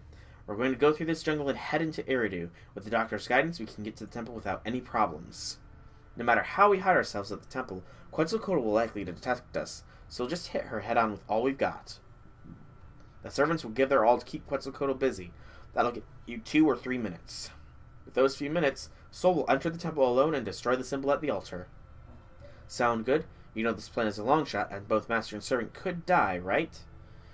With this team, we can pull it off, I think. Well, Romani Archerman, you heard him. Any objections? It's a dangerous plan, but it's got its merits. No matter what we do, the chance of success is low anyway. Da Vinci has been watching and complaining this whole time, but she gave the go-ahead, too. Why is the chances of success low? It's the perfect plan. I'll sanction the operation. Leave the backup to me, Sol. Alright, let's go. Right, I'll do everything to support you. Carry me, Mash. There's a large building in front of you. That's the temple. No, but that isn't like the temple in Uruk. A goddess should have her own temple restructured according to her tastes. So that staircase-looking thing must be Quetzalcoatl's temple. That's convenient. You won't get lost in here. The symbol has to be at the top. I know climbing that extremely steep set of stairs will be taxing, but you'll just have to put your backs into it and persevere. I think this is section 12 or 13. Path to get closer to the heavens, huh? The concept is the same as the Ziggurat, but the approach is much more in tune with nature. I'm getting several enemy signatures from all around Eridu, from the jungle too. There are winged serpents gathering with the third and fourth waves. If we fight them all, it'll take all night. Break through and head towards the temple. Yeah, I think this is either section 12 or 13 right now. Because we did complete section 11. I just don't remember if we did 12 yet. Or if we're still in the process. Of course. So, yeah. Okay. This is fine. This is fine. It's just some winged serpents. Totally not dragons. I mean, look at them. They're just winged serpents. They're not dragons. Not in the slightest. I sure jumped a bit in sacrifice for sleep last night. Oh, you continue playing last night? I thought you said something like you would be. But, you jumped a bit in sacrifice of sleep. Yeah, I mean, when yesterday's stream ended, I pretty much went to sleep right after, just because I had been streaming for 8 hours, and my voice was getting very, very dried out. Oh, you know what? You are right. These are just large swallows. I cannot believe I did not see it before. I'm so blind. How could I miss these very large swallows? I forgot to bring the Swallow Slayer, the Regent. My mistake. My mistake in not bringing him. 6 a.m. we went to sleep. Jeez, Red Velvet. Don't. I mean, I get it. It's a great story, but I mean, to be fair, this is coming from somebody who is likely going to try and stay up when the final chapter of Part 1 drops, but probably try and get a little bit more sleep than that, or go to bed a little bit earlier, you know? For your health and safety. Here at Solrak Dragon's Twitch stream, we care about our viewers, and we don't want you to suffer sleep deprivation. Even if it is for a game as great as Fate Grand Order. So please, make sure you are well rested so that you can watch more of our streams, participate more in the chat rooms, and all in all, watch more of the streams. But seriously, not gonna chastise you for that or anything, because I mean, I'm probably gonna do the same thing eventually. But jeez, I can't even remember the last time I stayed up until 6 in the morning. It was probably back when I graduated from high school. It's okay, I couldn't sleep anyway. I got hit with the sickness, so you were suffering. Ooh. Yeah, that's never fun to get bouts of sickness. I mean, let me think. When was it? Probably about last weekend, I started to feel like I was starting to get a bug that had been going around, but, you're an insomniac. Ah, I see. Fair. Very fair. I'm not gonna judge you for being an insomniac or anything. If you couldn't sleep, then you couldn't sleep, I guess. But, yeah, I think the last time I actually stayed up till 6 in the morning was back when I graduated high school. When, it was like an after graduation, we had rented our local YMCA so that we could have a celebration all night. And I'm pretty sure that's the last time I stayed up till like 6 in the morning. Oh, you've been an insomniac since childhood? That must suck. I've heard it's hard being an insomniac too, so I mean, you have my sympathy. Even if you are used to it, I'm honest, I kind of love sleep. If given the opportunity, I would definitely stay in bed for a while, but ooh, you've gone 4 days without sleep before? Good gracious. I don't know what to say to that other than that's very impressive in its own way, but I just can't even think of, like, what I mean, there's times when sure, I'm like, it'd be real nice if I didn't have to go to sleep right now, but I'm so tired. But staying up for 4 days, good gracious. Again, that's both impressive in its own way, but also just like, wow, that must have sucked hard. Also, why is there a Sphinx once again in Babylon? I mean, sure, it says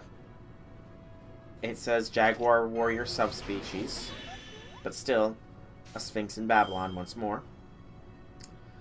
You love sleep, it's just difficult to go to sleep and staying asleep. Ah, okay.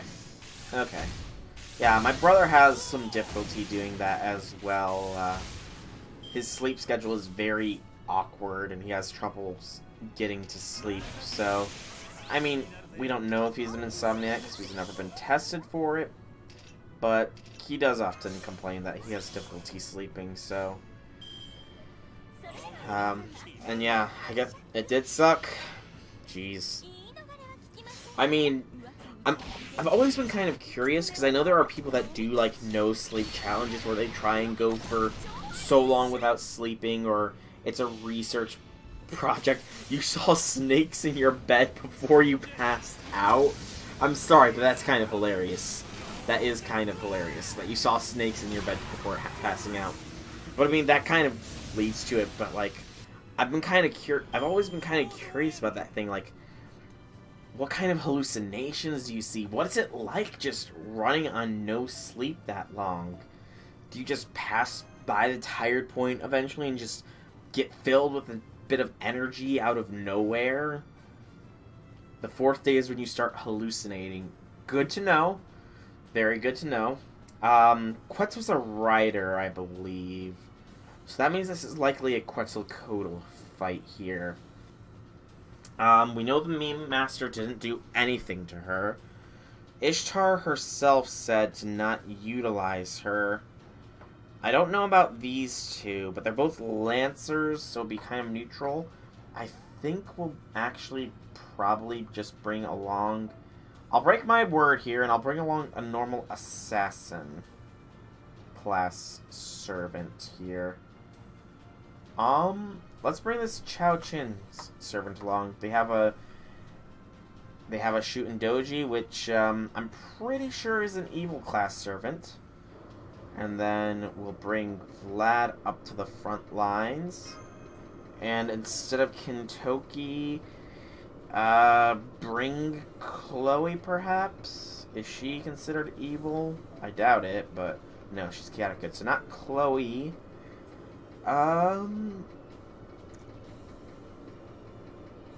Let's check the Santas, actually. What is your attack stats? So you have Ephemeral Dream. Your stuff is all level 1, but... Profile. Where's the attacks? Oh. 10 to 51. And... 10 to 48. So Santa Jalter is a bit tougher, then. She's a Lancer, so it'd be neutral damage. Don't use Shiki, by the way. You learn the hard way. Yeah, I'm going to be using this support shoot, this friend shooting I've got here. And then Santa Jalter's deck is a Arts Quick Buster with a Buster NP. So we'll give her Joint Recital, I guess. It's occasionally happened to you before, but you got so tired that you stopped feeling tired. Oof. I mean, part of me, just like a very small part of me, wants to experience that just so I can say, yeah, I understand that. I've felt that before, but another part of me is kind of scared in doing it too. We've broken through the enemy and reached the temple, but something crazy's behind it. That's Marduk's axe. I'm a little shocked myself. It's several times bigger than we were told. Oh, good lord, that's a huge axe. Hola! Welcome to my sun temple. I love the way you headed straight here without wasting time, yes? Oh, of course, that has been the case for more than just today, yes? You sped all the way here after my attack. It's so exciting, just like I hoped. It was worth believing in soul and waiting, yes? Okay, I'm glad that you I'm glad you're feeling better, that you slept a bunch. Don't want you ill. I'm glad you didn't waste any time outside Eridu. If you had done something pitiful like that, I would have had to abandon my policy and just kill you all, yes. The enemy servant is giving off overwhelming power. But if we don't stop her, Master can't get to the altar. I know. How silly of me, I'm being childish. I saw a certain dummy who has no business being here, so I returned to my wild nature a little. Oh crap, if the fight starts, she'll kill me first. I just had a premonition, I'm sure of it. See, no mercy for you, amiga. Never. I'm going to rip the flesh from your bones, yes? Alright, let's fight. You come to defeat me by whichever means necessary, yes? I respect your courage and decisiveness. I shall never back down from any fight or any challenge. That's what I love. Humans are so fun to mess with. You can kill them, you can let them live, you can threaten them or protect them. I don't have any memories left of the Cretaceous period, my first generation, but the seeds of information that are generations old tell me this. I love you, humans. I want to coexist with you. Humans give meaning to our lives. Meaning to your lives? That makes no sense. I mean, kinda does, considering they're goddesses. Right, humans give you life and purpose, yet you're trying to destroy them. It makes me feel funny when you scold me like that. Yes, I like it. But it makes perfect sense, doesn't it? This is normal in human society, right? Purpose isn't just some hobby. It's what you do to live, to be you, yes? I'm a deity who can't exist without messing with humans, and I don't just mean the body of the person who's my host. For humanity to survive longer, I need to help some of them and get rid of others, so they can adapt to their environment. Performing the cycle is what my life is about. It's why I exist.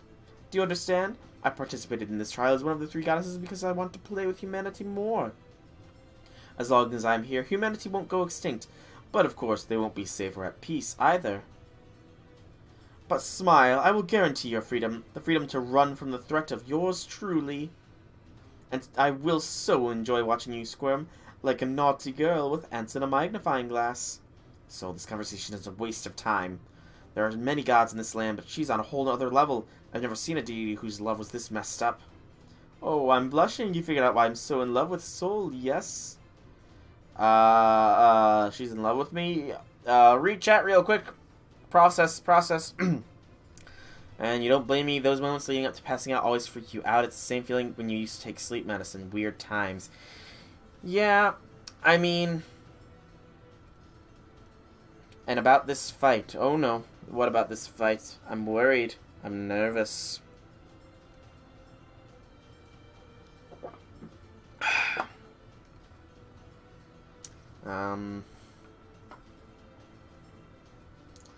Sleep medicine, though.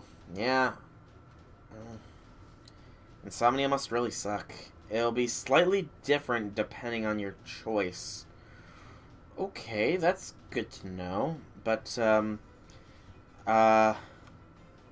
when did, Quetzalcoatl fall in love with me? It's like a traffic accident. I don't mind a girl's personality as long as they are beautiful, but in this case I just feel sorry for you. Now, you're after the Sunstone, right? I'll give you your master a chance, for as long as you can hold me off. It can be a game, but first I have a request. Soul, no matter what your fight or how it goes, don't forget to feel joy, yes? I fight because it's fun. Humans fight because it's fun too. If you don't have hatred in your heart, you won't kill your opponent. That's what makes Lucha Libre so great. So you enjoy this danger too, okay? If you do, we can understand each other more, yes? Oh. Heed me, child. Celebrate not with the joyous one. You picked the harder option because you're no coward. It's this option. So, she's saying... So, the old man, whose name I cannot remember, said not to celebrate. And I don't have my log to see what exactly she said. But can we understand her or can we not understand her is a good question. So what she's pretty much what she's saying is to find joy in fighting. And if you find the joy in fighting, greater understanding will be met. That kind of brings Dragon Ball Z, Naruto options to mind. And I mean, I can kind of get that kind of logic. Getting to know people through your fists. It's a very common trope, I suppose you could call it. I mean, I've never really experienced it myself, but I suppose it's a thing. You do learn a lot from people that you fight, so I guess that I could understand Quetzalcoatl. Because, I mean, it's not that I could never understand her. There's always room to grow, and your understanding can grow as time passes. If you say you can understand her, she'll get her divinity buff and a permanent attack buff.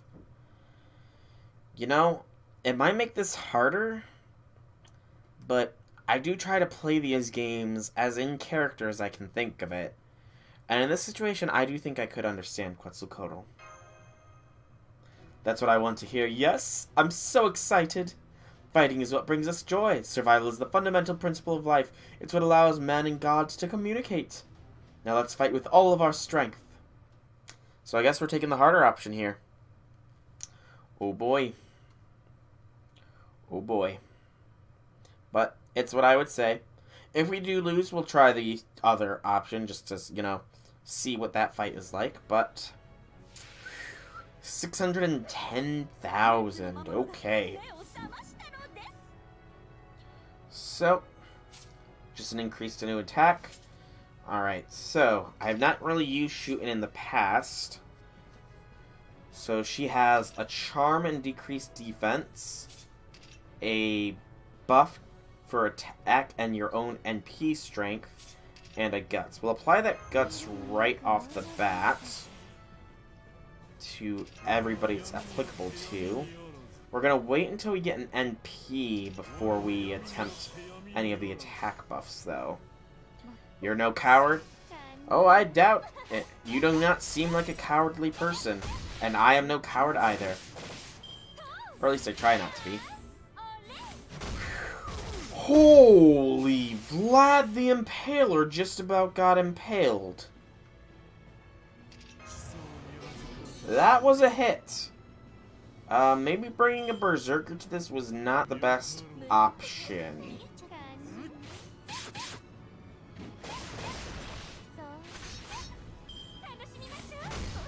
Good lord. Okay, think. I need to think this through strategically. Let's try the Intoxicating Aroma for the charm. It missed completely. Let's try the stun. Stun got off. That's good. And then we'll, again, try to build Shuten's NP. As well as Tamamo's, because Tamamo is Bae. And then, I don't want to give her NP charge. Look at that, you've been impaled. Yes, Vlad. Yes, you were. Alright. She is still hitting like a truck. And there goes Vlad. Good lord, Shooting is still taking... Good lordy Lou. Okay, Jean, Alter, Santa, Lily, heal, Tamamo, no, Mai, up a little bit. Gain NP. And I don't have Shootin's NP ready.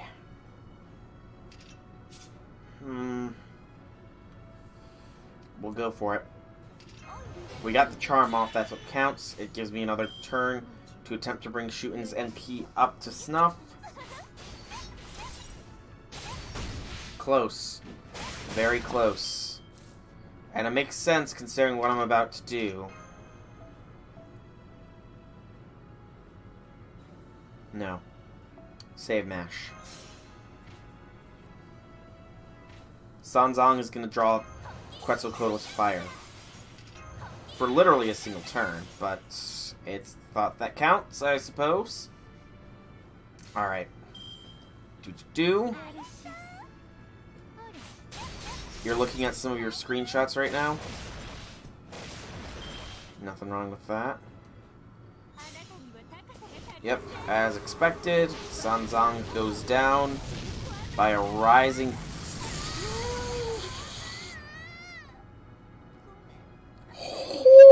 Holy cow. That was no small hit. 174,000 points of damage. Good gosh. Alright. We're going all out here with this attack. Let's hope that it succeeds in doing some damage here. Oh, you got a... Kid Gil got a charm off? Nice. On Avenger Snick, so Gorgon slash Tiamat then. Very nice. Alright, let's see how shooting does here. Multicolored poison. 25,000 points of damage. That was not that impressive amounts of damage shooting. And there goes Tamamo. And there goes shooting. Meaning I'm literally down to my last legs here. Oh boy. I'm gonna have to command seal here. Because, unfortunately, I doubt that Mash and Jalter Lily will be able to pull this off. Unfortunately. Not that I don't believe in them, but I mean, Mash is not doing any damage here, so yeah. Tiny Gil saved you, and that's why he deserves Bond 10.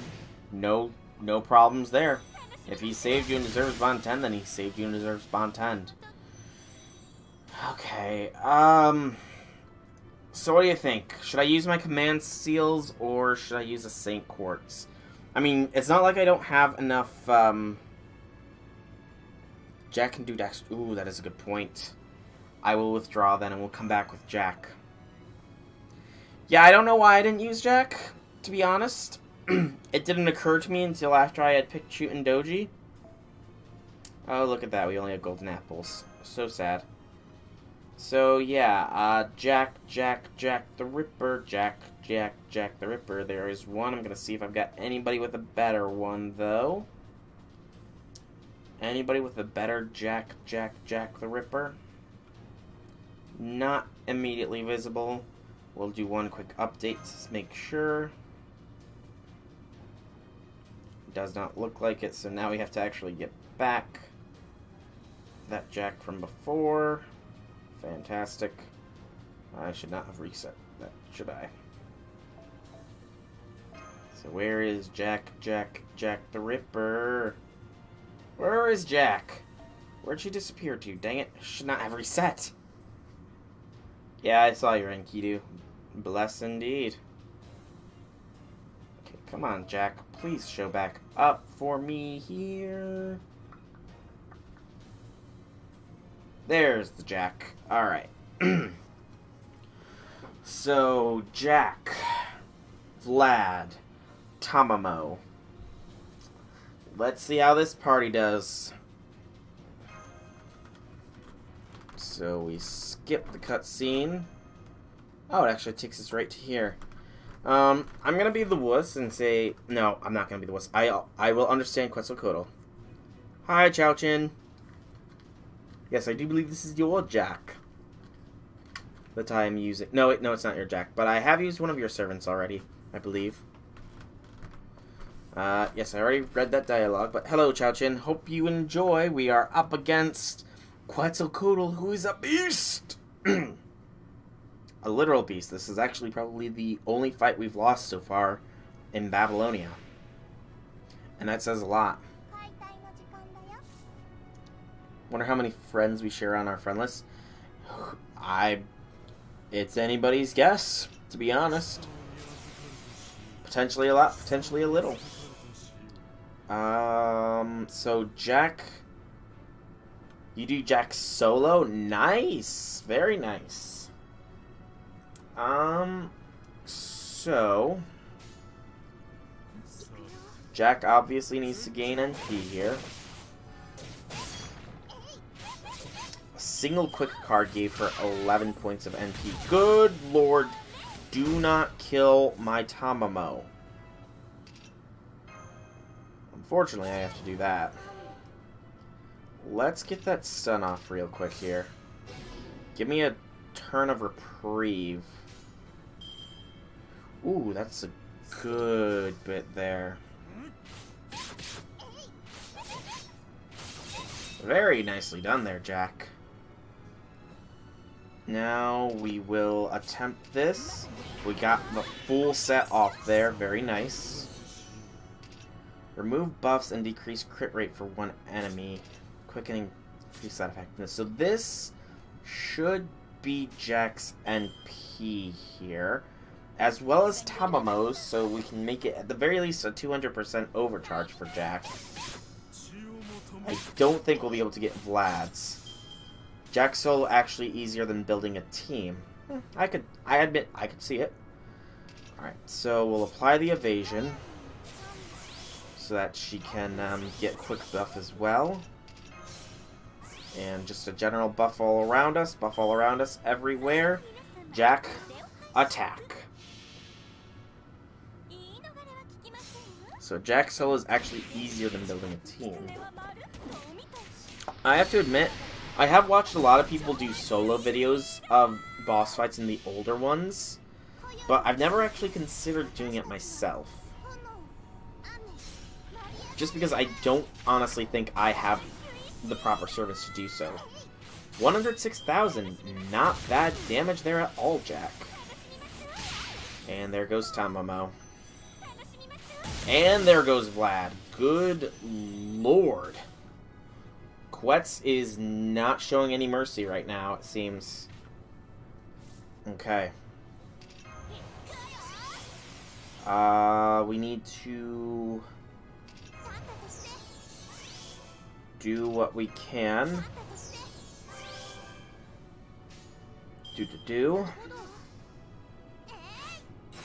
So Santa Jalter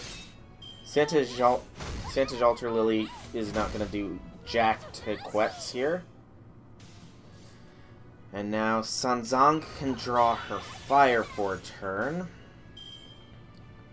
while we generate more NP with Jack and just crit the heck out of Quetz here.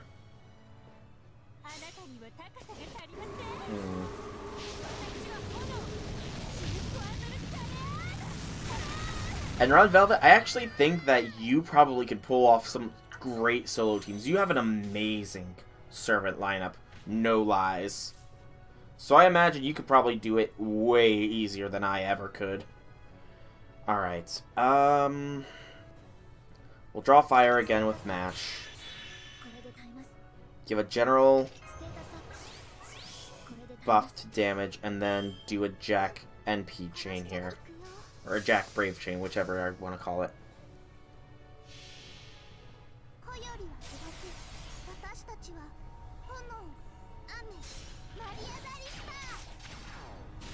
Okay. Not as much damage as last time, but she wasn't MP2 this time. And to be fair, Quetz has no damage debuffs. Red Velvet, you're not the worst master. Don't say those kinds of things. You're great master. You've gone through Babylonia before I did, for one thing. But, I mean, just in general, you're a good master. You care for your servants quite a lot. I'd give you 10 out of 10 as far as master prowess goes. You don't understand Team Cops Keiranos? I mean, you have to... Watching people who make solo teams, you can kind of get what they want to go with there. It's just a little bit difficult with some compositions, I guess you could say. This is not the best setup because all those crit stars went to Jean Alter Santa Lily there. But nothing we can do about that. But I mean, like, some comps, it's easy to see. Like, most female servants, you can easily do probably Jack blasts. Good lord. Quetz, please, leave Jack alone. So Jack is probably going to go down here, unfortunately.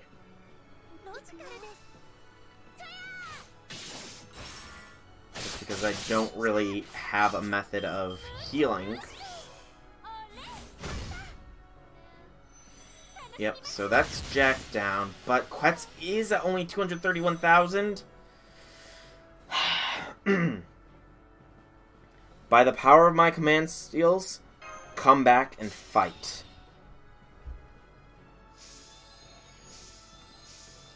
And this should be the end of Quetzalcoatl here. And there's nothing wrong with playing FGO casually, Red Velvet. Nothing wrong with it at all. It is... I mean, yeah, there's probably...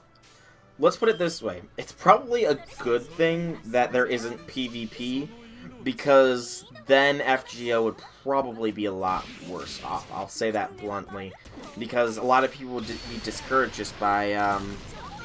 Oh, I am saving for King Hassan. I know he's going to be dropping in like a month, so I'm just really anticipating him. And I really want him. Like, really, really bad. Dang it! Quetz still lives! Good gracious! How did she live through that? Yes, King Hassan, Gramps. He is who I am going to be saving for. Alright, we will swap over to Sanzong, because she can draw fire, provide a boost. Jack can remove her buff, and go in. Because I know Sanzong will somehow do damage despite being a good servant. It's weird. Very little damage, of course, but still some. Like, if I give you a list of my 4 and 5 stars, could you tell me which ones I should use for the main story and stuff? Red Velvet have ADHD and stuff, so officially and strategically is difficult for me. Yeah, I've heard that quite a bit, that people with ADHD and stuff have some difficulty there. But as I was saying before, there's nothing wrong with playing FGO completely casually. It'd be, if this was... Okay, let me think. What's the way I want to phrase this? FGO is very much a casual game to play. It's got a great story. It has waifus, husbandos, the whole 9 yards with it. You can call it competitive, I suppose, because there's people that are like stupidly good at this game and are able to figure out just from looking at them. I saw solo quests of like Nero Fest quests, solo servant things there. That takes an incredible amount of strategy and just an amazing mind to do so. I know I could not do such a thing, not at all. But if FGO had PvP like some people want to add, I can imagine that it would lose a lot of its casual nature, just due to the fact that there would always be that want to have the best of the best teams, and a lot of old servants would just not get the love that they deserve because, oh, that servant can't do this, do such and such. They're not competitive at all. I'm not going to level them at all. I'm not even going to bother rolling for them. But since FGO isn't like that, and you're capable of taking on the main story with 3-star or less servants. So that just tells you that you can be a hyper casual and play FGO. Like a super hyper casual and play FGO and still have fun and still do dang well as well. And yeah, collection, that's a big reason I'm here, because I have the completionist syndrome. But I'm also here for the story, because the story of FGO is quite awesome, in my opinion. Okay, you came all the way to the top. Hurry, soul. They're on the altar. That's the Sunstone. The Aztec calendar. A monolith that show the past, present, and future according to the Aztecs. That's definitely Quetzalcoatl's second noble phantasm. If we destroy it, this temple will just be a decoration. And we can remove Quetzalcoatl's trump card from the game. 2 birds with 1 stone. Foo! Foo! Roma! Foo! Mash and the others are out of the fight. Quetzalcoatl is coming. Hurry, Soul. This is our only chance to defeat the evil goddess. She's not evil. What's wrong, Master Soul? Why are you stopping? That isn't what Quetzalcoatl wants us to see, Doc. Too bad. You're out of time, Soul. I'll be up those steps before you can blink, yes? Foo! Foo!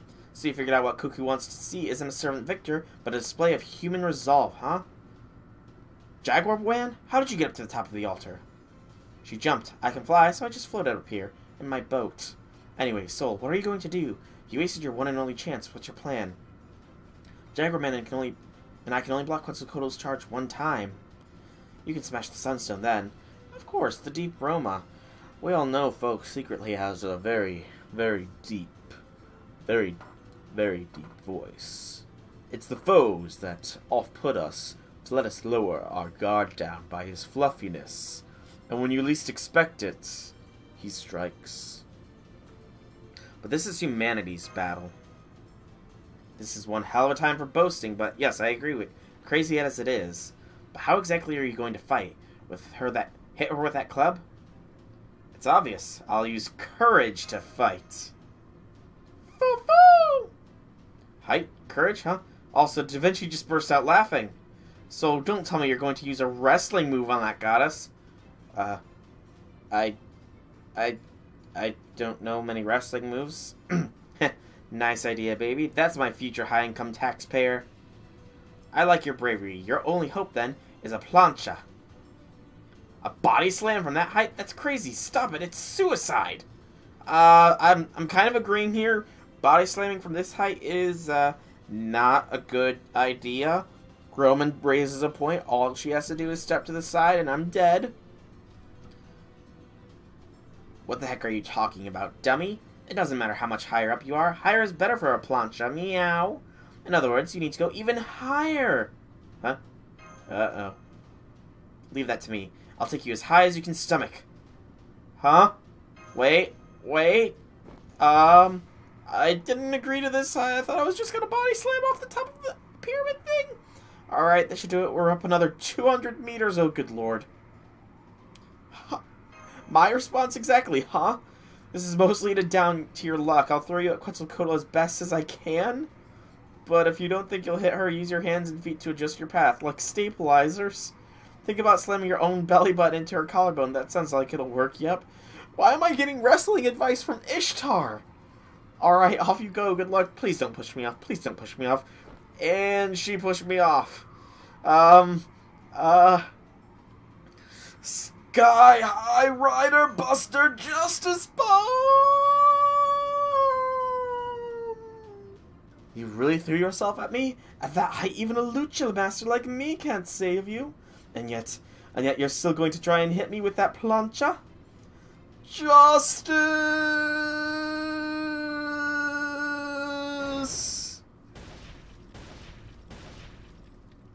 Ow. Ow. Ow. You're alive, yes? Just be grateful that I'm a legendary lucha master, yes? You know the thing with flying moves? Unless both the attacker and the target are the best at what they do, somebody can end up dead, yes? You, Soul, are an amateur, so your big sis was really worried. But why were you so reckless? Didn't you think I'd dodge? I believed you'd take it head on. You have Mordred, Gil, Tamamo, Atlana, Marie, Camilla, Ibaraki, Herc, and Lance. What should your main comp be?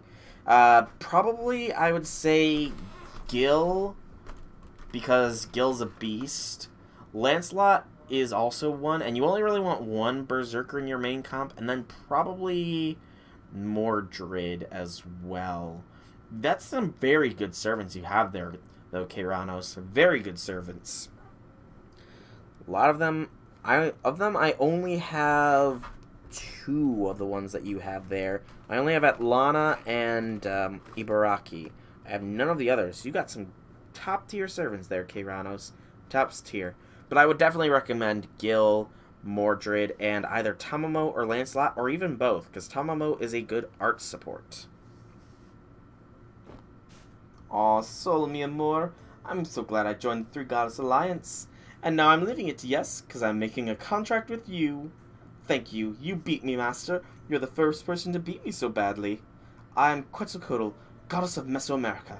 From now on, I'll use my power for you. Well, an unconventional way to get a servant, but I guess I'll take it. Alright, Section 13, Prophecy of the Heavens.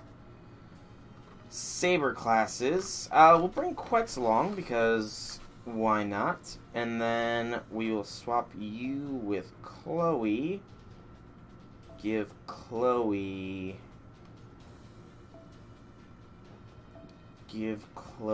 something. Do I really only have one arts card thing?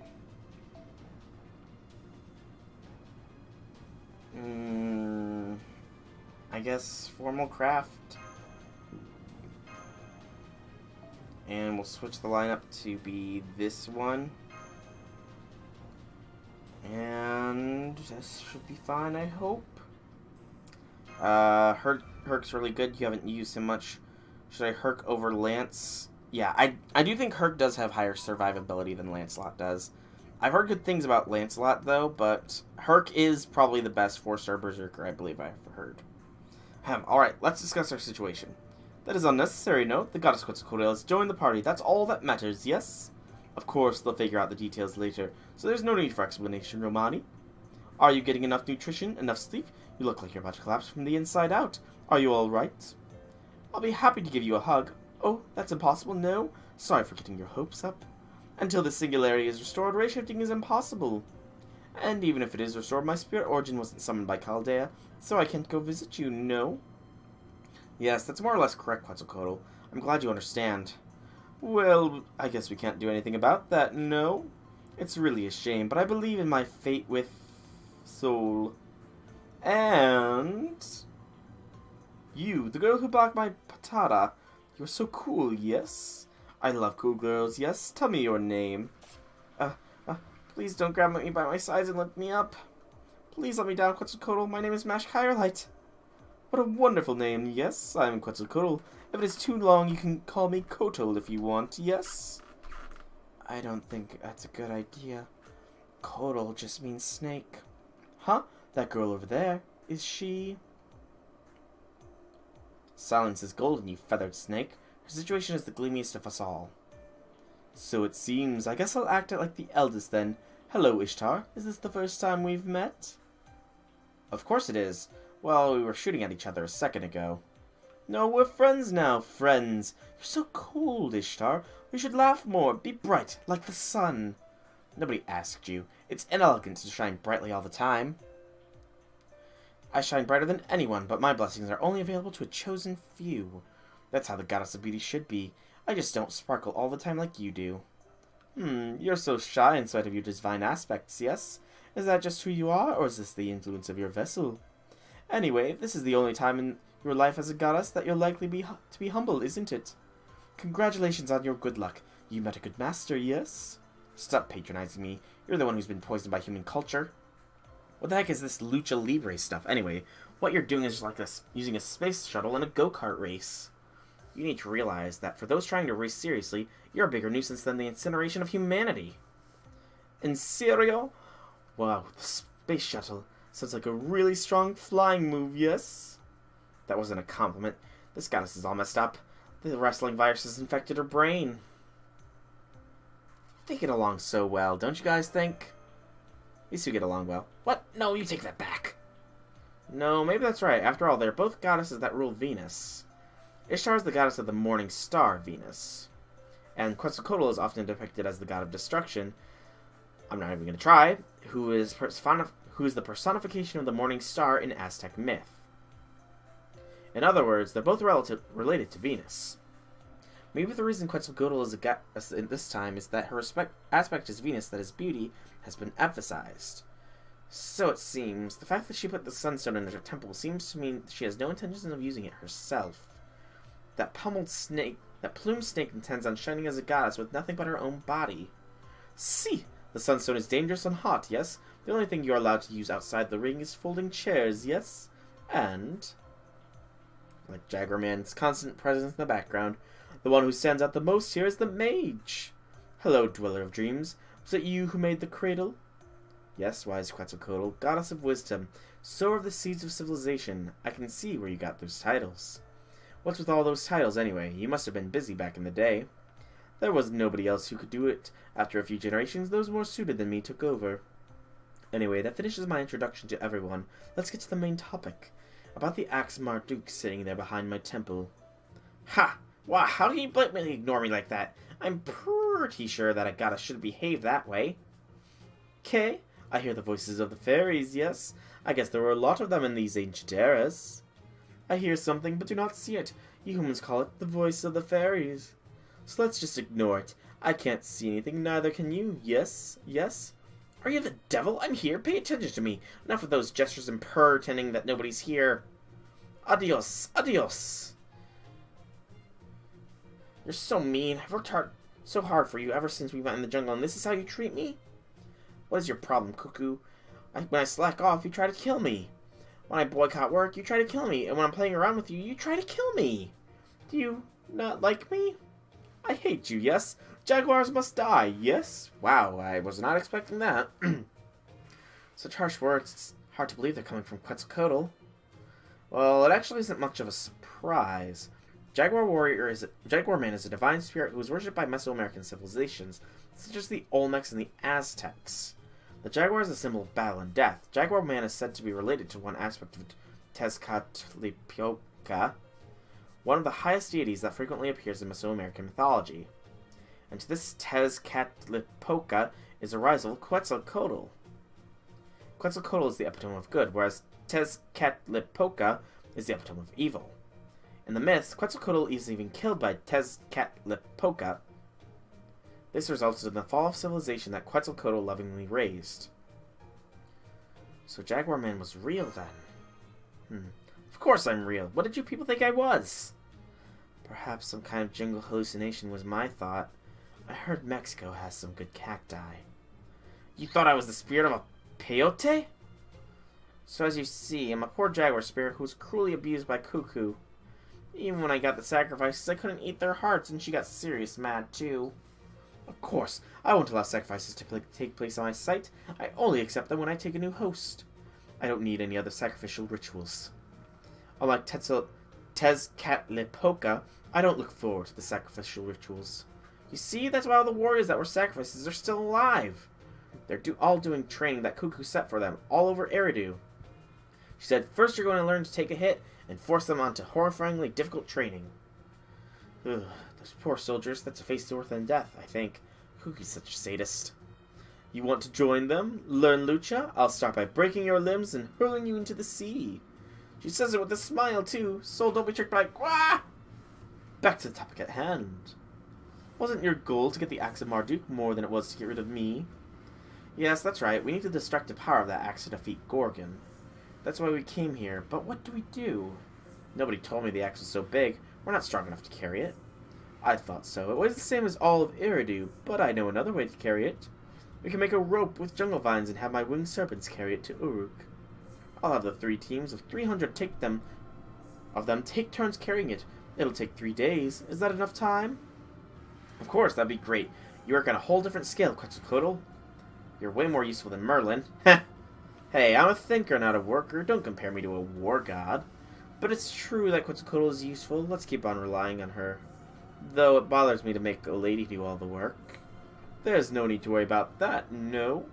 Because there's something I want you to do before I get the winged serpents ready. Okay, look at all the groundskeepers standing around the axe, yes? Oh boy. Giant statues. An army of giant wrestlers, huh? Okay. See, a defense system left behind by the Mesopotamian gods. They've got an attack bonus against divines, too, so that none of the gods can misuse it. It'll be a bit hard for me and Ishtar to deal with them, so you take care of it. Oh my, I guess it was too early to assume going home was going to be a cakewalk. Very well, let's do it, Soul. Don't worry, it's nothing compared to what Quetzalcoatl has to do. Just be careful when you select your party members. That's right. Make sure you think carefully before you start the fight, Master. I already picked everybody. And I have 2, maybe 3 people with divinity. Why wasn't I known this before? Luchador. So, just to clarify, strength up against the divine. Quetzalcoatl has an increase to attack, a guts, and a buster increase for 1 ally. A targetable guts. That is interesting. That is very interesting that she has a targetable guts. Huh. And you can increase all allies' attacks, so we'll do both of you. And let Chloe here get her chain going. Should do a fair bit of damage here. So from 98,000 down to 52. Not bad, 46k. And yeah, I anticipate that these Guardians are going to hurt very hard. Very, very hard. I'm not going to go with stun here. We'll let Tamamo Quetz attack.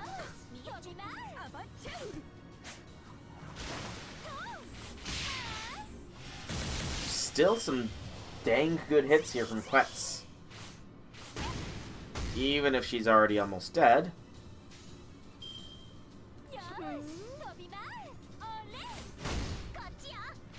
So the plan was to hopefully have Chloe be able to NP one of these suckers. Are you kidding me? 2. Okay. I honestly don't think I've ever seen 2 Spriggans in a fight before. It's definitely a once in a lifetime experience, probably. Ow. And honestly, I'm kind of surprised that the 2 divine servants I brought are still alive. I figured they would have died a while ago, you know? Because extra damage against the divine, and these both have some pretty decent divinity. But now they're gonna go down. Or one will. Let's get rid of that extra bit of charge you had there. And again, boost attack. Not gonna utilize Chloe just yet. Yes, curse those Spriggans indeed. Alright, Quetz is down. Not only are they kicking my servants, they're crushing them with giant stone slabs. That's just rude. Ooh, I actually think Sanzang might have divinity as well. It's just occurred to me that I have a lot of servants with divinity. And I'm not sure if that's a good thing or not. Yep, Sanzang has divinity. Oh boy. Let's stun this sucker. And kind of want Vlad to get his NP here as well. It's not going to happen, but a Brave Chain is pretty darn good options as well, regardless. And we need to hope that this Luchador goes down here. Almost. Great trampling on Chloe, who is tough enough to survive. Still tough enough to survive. Very well done there, Chloe. Very well done indeed. I'm honestly actually a little bit shocked that you're still kicking after that. But I am not going to complain. Ooh, those crits though. Alright. And the final battle is... Okay, it's just one Luchador. That's good. That's very good. We're gonna let Vlad gain some NP here. I would like for him to get to NP levels, but I very much doubt it. He just does not have good NP gen. Guardian's Ambition. Okay. Unfortunately, there is not likely going to be a way where Vlad finishes generating anything, so we will go ahead and just hit this thing with a 300% Chloe NP. And that should be the story of this statue. This luchador, my bad. Because a 300% does deadly amounts of damage. Very well done, Chloe. Very well done indeed.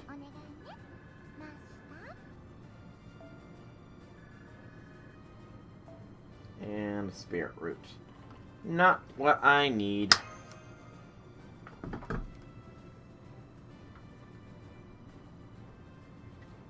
And no more story just yet. So, second part of Prophecy of the Heavens. Archer, Assassin, Lancer. So, Caster, Lancer, and Sabers. I don't really want to bring Anna, though. I guess we'll bring Quetz. She's the lesser of the evils. And then, instead of you, we'll bring Sumani, who will get the Joint Recital, I think. Yeah, Joint Recital. And move you there. This should be fine. Yes, this should be fine. I hope. Well done. Now just leave the next 3 days and 3 nights to my babies, yes? I contacted King Gilgamesh as well. I told him we could deliver the goods a day before the Gorgon attack. Then let's return to Uruk. It's a 2-day trip from Eridu, so we do have some leeway, but... in that case, can we spare just a little bit of time? Since when in Eridu, you just have to see the finest cylinder seals Eridu has to offer.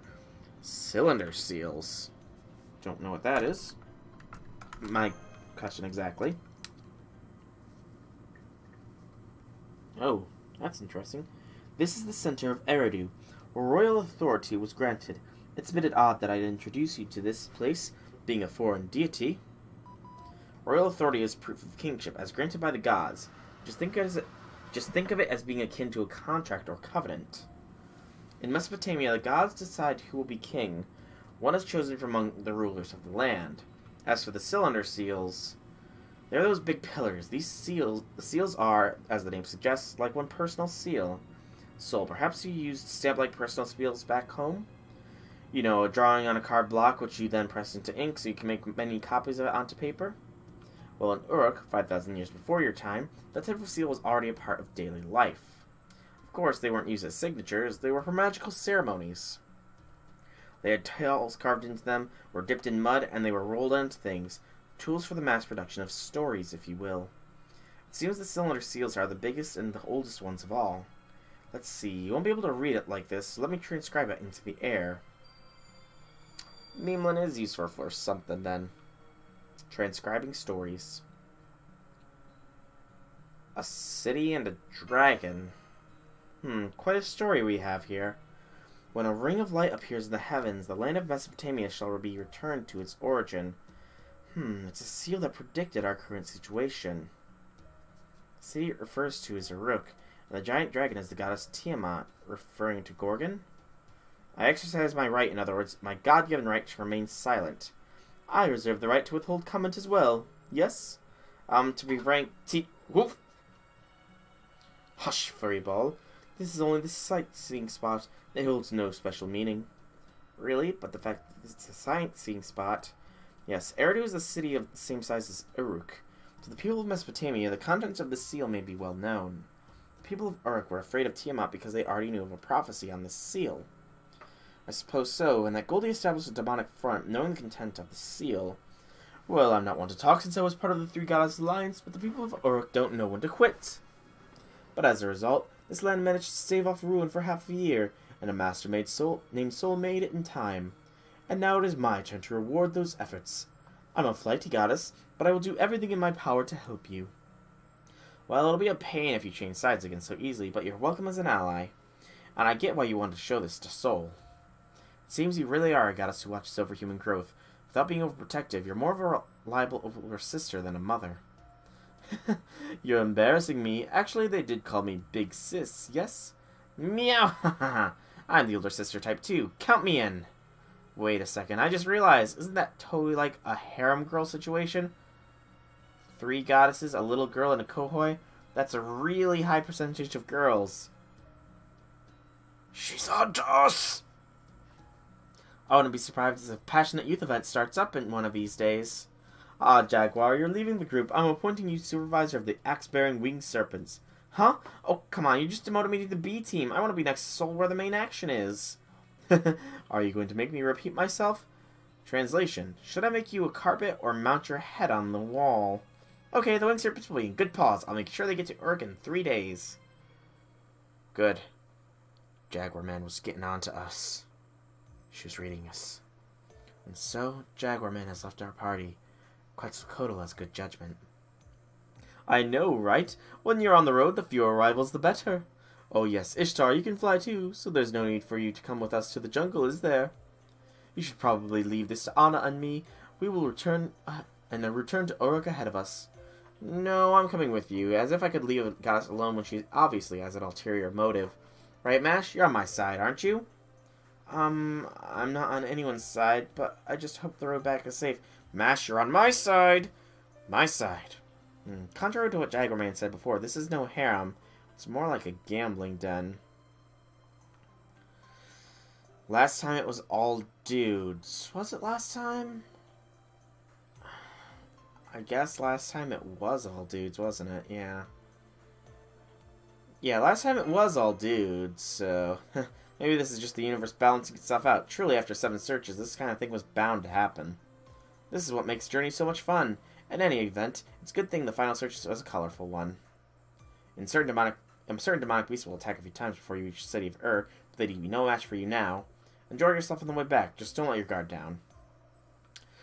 Will do. Ooh, my neck. A little stiff.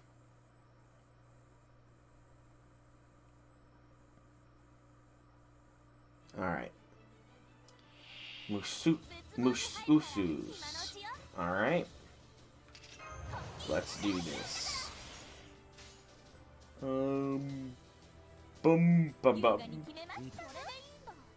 Start with a buster so that we can get some power. I need more power. Ow. Summoning will wipe one of them. Or should wipe one of them at least. And do good damage. This one, very good damage. This is why I like having Siegfried at level 80 now. Rather than when I kind of gave up on the game, he wasn't actually that leveled up because I didn't really understand the leveling system. But now I do. And I understand the hell that is QP as well. We will cleanse that poison, thank you very much. And yeah, it's actually like 1:26 in the morning for me. I'm not going to be going for too much longer, and tomorrow's stream will be going on earlier. I want to at the very least complete this section, though. And maybe the next one if it's short enough, but I'm not going to be going for too much longer, because I do need sleep. Because sleep is nice. Alright, so, battle 2 of 3. Were Jaguars this time, 2 assassins and 1 Lancedon. Well, lucky me, we have a Brave Chain with Sunzong. But yeah, time flies sometimes when streaming. I can hardly believe that I did an 8-hour stream yesterday. I mean, I suppose technically it was 2 4-hour streams, but that was an intentional split by me, just because, well, I did need to eat, because I was starting to get very hungry, but also because, you know, I do plan on uploading these streams to YouTube, and editing a 4-hour stream, 2 4-hour streams is a little easier than 1 8-hour stream. And by editing, I mean compressing, because I really don't edit these much. I pretty much post them as is. Oh, did not mean to press that. Press that. And probably wipe this were-jaguar here. I wonder if Jaguar Man sent these as revenge for not bringing her along. It's very possible, I suppose. No, you do not get a turn where Jaguar B. No, thank you. We will let Tomo punch. And we are all set NP-wise for the next wave. Hopefully we can get to it without any casualties. Ba-dum-bum-bum-bum. This should work. Good. The crit guaranteed. You have tons of QP because you never have enough mats for skills. Yeah, I ran out of QP pretty hard a while ago. And then the Christmas came along. And it's got me to 200 million. But the sad fact is that in order to level 90 and 10 King Hassan, I need like 196,000 QP or so.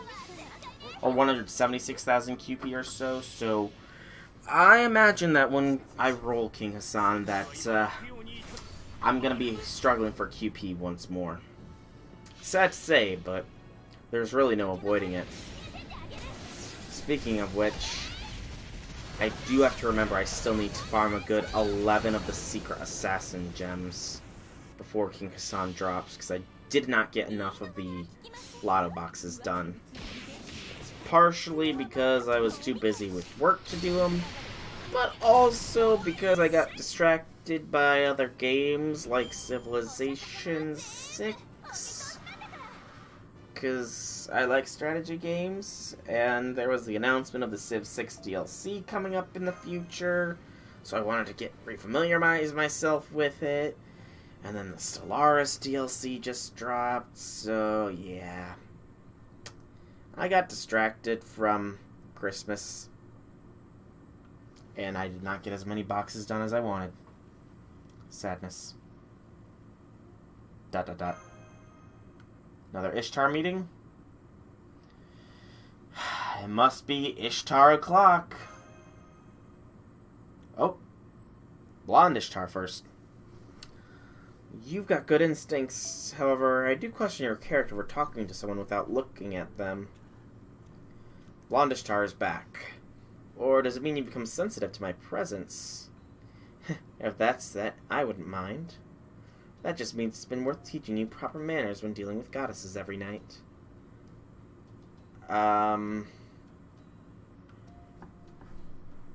night mode from the get-go today, huh? Oh, don't worry, Red Velvet. You will get cast skill, and plus your king did come home a long time ago. You got the OG Gilgamesh. If that is not your king coming home, then I don't know what is. But yes, hopefully with over 900 quartz by that time, I will have enough to roll King Hassan at least once. Hopefully 5 times. But that's a dream, pretty much. Well, what is it? That's exactly what I'm telling you not to do. You don't stare at someone's face in silence, whether she's a goddess or not. You need to say witty things or whisper sweet nothings. Oh, I did not know we had that kind of relationship, Ishtar. Never mind. Today I came to praise you. It looks like you befriended another new goddess. Well done. I applaud you. It really is impressive, but for some reason I'm miffed. Let me pinch your cheeks a bit. Okay. Ow! It's my cheeks. That made me feel better. What a strange effect. I'm going to record it thus. When soul becomes friendly with another goddess, inflicting physical pain will dispel my depression. What kind of dairy is that? I know it's not yandere, because she's not trying to kill the other goddesses. And it's not really tsundere as well. Anyway, despite her appearance, Quetzalcoatl is the strongest within the three-goddess alliance. If she went all out, she could even defeat Gorgon, who has been gaining strength as she slaughters humans.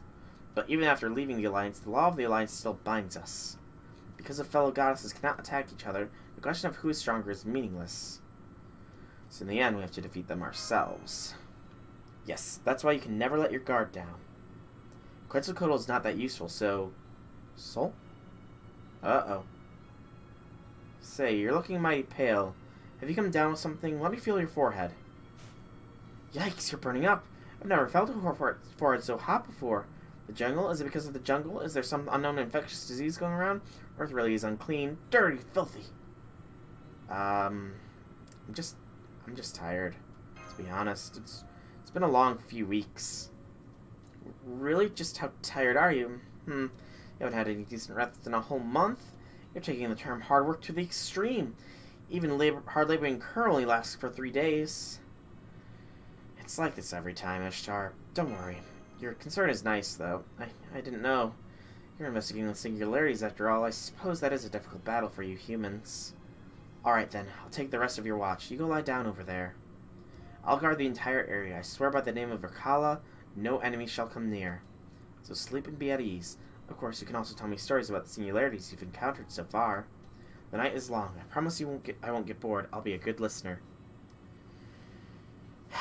Long a time ago, in Orkanos, a rotten pirate named Blackbeard.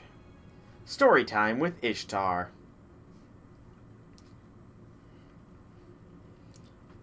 Pyramid from the sky? What a foolish heroic spirit. I know the type. Just as stupid as King Gilgamesh. I didn't say that. That was Ishtar. But that is an adorable face. Very adorable face there. That Nitocris sounds likable. A heroic spirit who treats ghosts well is a heroic spirit who appreciates the good things in life. But skull-faced heroic spirits kind of turn me off. Wearing bones on their flesh just sounds painful. I'm sorry about this, Ishtar, but... If you don't like skull-faced servants, then I'm afraid that we can't be friends. King Hassan, I need him. And if you don't like them, then he won't come. So I can't have you around, Ishtar. I'm sorry. Yes, you are cute. But I can't have you around. I need King Hassan. I really do. I'm sorry. But still, I'm glad you like my stories. I'm sorry I ended up tying you in more, but I enjoyed it. Thank you for sharing your experiences with me. You enjoyed it, huh? Yes, I'm sure it was a tough, merciless experience for you. But all that, it's like the sort of thrilling adventure I always dreamed of. And more than anything, each one of those singularities ended happily. You're not the only one who worked hard. The humans in each period you visited never gave up. No matter how rough they got it, they gritted their teeth and rose up. Yes, just what I expect of humans. Nature, fate, the gods, and even evil itself within humanity. Only humans can bring down all that nonsense. They are the epitome of unlimited potential. So it is appropriate that I protect them. This isn't sounding like Ishtar, I should say. You like adventure. Well, yes, I like them. I want to protect humans as well as have adventure like that. But I don't have that kind of freedom. Why don't you, Ishtar? Looks like the morning sun is about to rise. We better get some sleep. We're going to be going back to Uruk soon, right? The area around Uruk is overrun with the Gorgon's demonic beasts, but I'm sure they won't be a problem for you. Although, I can't vouch for what's going on within Uruk's walls. Well, that ends our nightly chat. You're a frail human, so get your rest now. Why am I a little off-put by Ishtar there? I mean, it's just her personality itself seems different for some reason. I don't know. Just seems different. Streets of Uruk, Prophecy of the Heavens, Part 3. Rider, Assassin, Lancer. We'll bring Quetz along just because. And beyond that, this party should work. Let's go.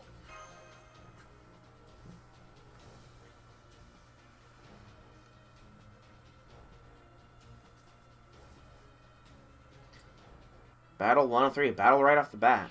Musushus. Oh boy. Alright, Sunzong, blast him. Because no Siegfried Brave Chain to wipe one. Which would have been nice, but can't get what you want all the time. There's the Siegfried Brave Chain I wanted. Don't attack the weakened one, attack the stronger one. Generate that good old NP here, Siegfried. Ooh, that's some good NP generation there, if I do say so myself. And I do say so myself. If you could stop wailing on my Sunzong, I would appreciate it, game. She does have an attack focus skill, taunt, for lack of better words, but I don't have it active on her right now. Ha! That was a weak crit. You're a weak critter, Mushusus. A very weak critter. Right, Tamamo needs some NP, but I don't want to Brave Chain her. Because Siegfried needs it as well. Good, good, good. So very good. Oh, fudge. Yeah, I'm not dealing with this thing. Draw its fire just in case you need to. Do our standard 3-turn attack boost. And wipe this thing off the face of the planet, Sunzong. Please.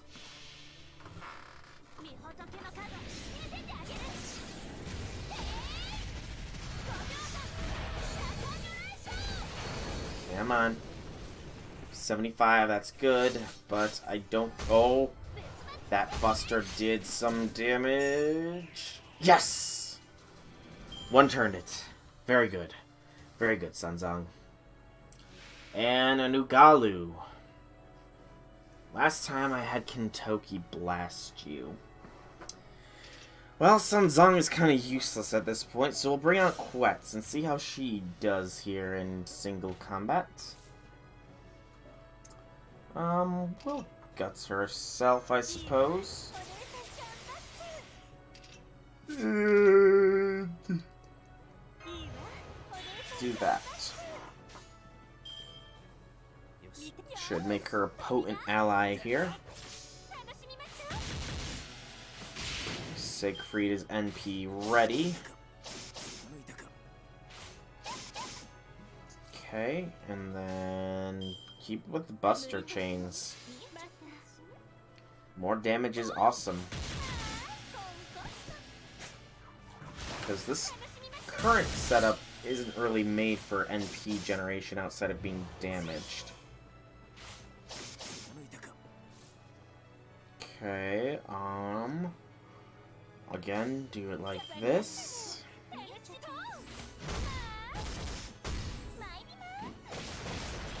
Almost have them all NP capable. And now we definitely will have them all NP capable. Let's stun it for the turn so that we can guarantee it. And I will use Quetz's NP here, because I am interested in seeing it in its full prowess. But to start with, what exactly does it do? Deal significant damage to a single enemy, inflict NP skill, and burn. The effect increases with overcharge to a single enemy. So it will burn this thing then. That's the only thing that goes up with overcharge. Not stupendous, but not bad. And I pressed the wrong order entirely. Tamamo is likely going to wipe this thing because I'm pretty sure it's considered male. I mean, Siegfried did not do bad damage to it either, so... yeah, this thing's dead. So much for seeing Quetz's NP. Oh well.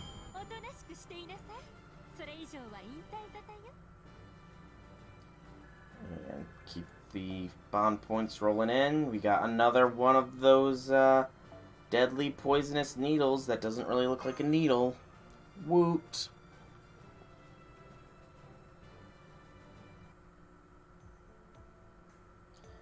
Fire!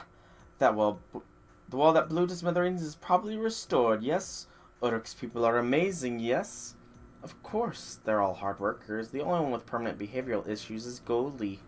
Well, even he will bow his head to this. I've never imagined Quetzalcoatl would join our forces. You really are the goddess of victory, Ishtar. Yep, that's what he'll say. Yes, Ishtar, that seems likely. King Gilgamesh only planned on defeating Quetzalcoatl. I don't think even he could have predicted Zol's actions. What's wrong, Anna? The gatekeeper isn't there. I don't smell blood, but I have a bad feeling about this. Sol, something's bothering me, so I'm gonna go ahead on my own. After I check and see everything's alright, I'll head straight to the Chaldean embassy. Indeed, it feels like life has been drained from the entire city. I don't hear any construction work going on like before. Let's hurry to the city, Master. We should assume something has happened. Pretty sure the round part at the end is a drop of poison. Ah. Still, it's a curved needle, which in itself is a little weird. Nobody's walking around in the streets. The stores are closed too. What's going on? Lord Merlin, you have returned. Oh, but you have returned too late. Oh, you, just the face I wanted to see. What on earth happened here? And what do you mean by too late? Lord Merlin, and you, Lord Sol of Chaldea. Please calm down and listen. King Gilgamesh has passed away. They're currently holding his funeral at the ziggurat. Well,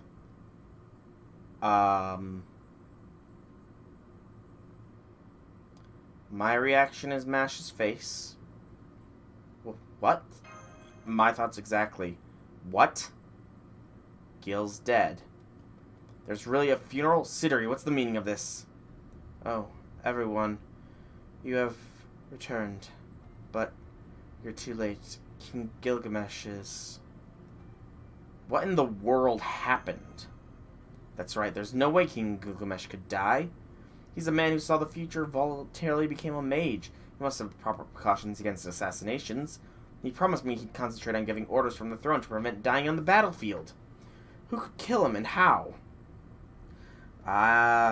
Merlin is really pissed, and I'm curious too. How the king died, you asked? Well... I can't believe this. Oh, how terrifying. I never imagined it would be this sharp. King Gilgamesh, you're trembling. Are you not feeling well? That's not it, fool. The blueprint for the fangs of Napishtim is finally complete. Look here and feast your eyes on its magnificence. This is prize work. Take this to the armory. We have no time. Build it directly on site, not in Uruk. Tell them to complete it within 2 days. So is your usual kingly extreme emotional outburst. I see. This is... External pressure automatically builds the frame, which according to your plans transforms this much within 10 seconds. Truly the work of a genius, my king. Perhaps you should consider becoming an architect. Don't tempt me. I'd seriously consider it. A king should be versed in architecture if he hopes to be a truly well-rounded ruler. By the way, it's an interlocking wooden frame, and the pressure comes from oil. It all rises up as if a wave is pushing it in the air. As it is similar to chucking down a stein of ale, I called it the chug-a-lug style. What do you think?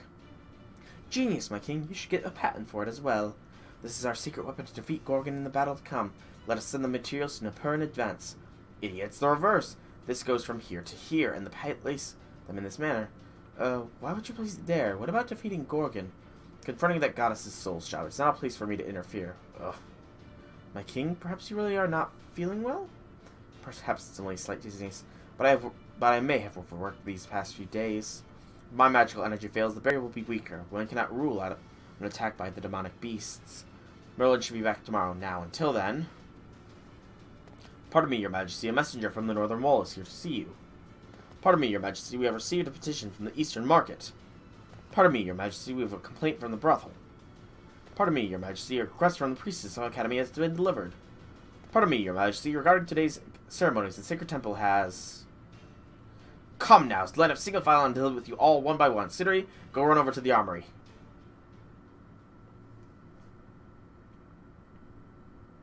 Things have settled down for now.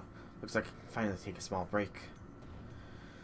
But why is it so hectic? They'll work me to death before we face the goddesses. Throne here is here to show authority, not to rest, but now I have no choice. I assume Sidori will return in 5 minutes. Until then, just for a moment. He overworked himself to death. I must have fallen asleep. Every second is so precious. Sidori, how long have I been asleep? 1 minute? 5 minutes?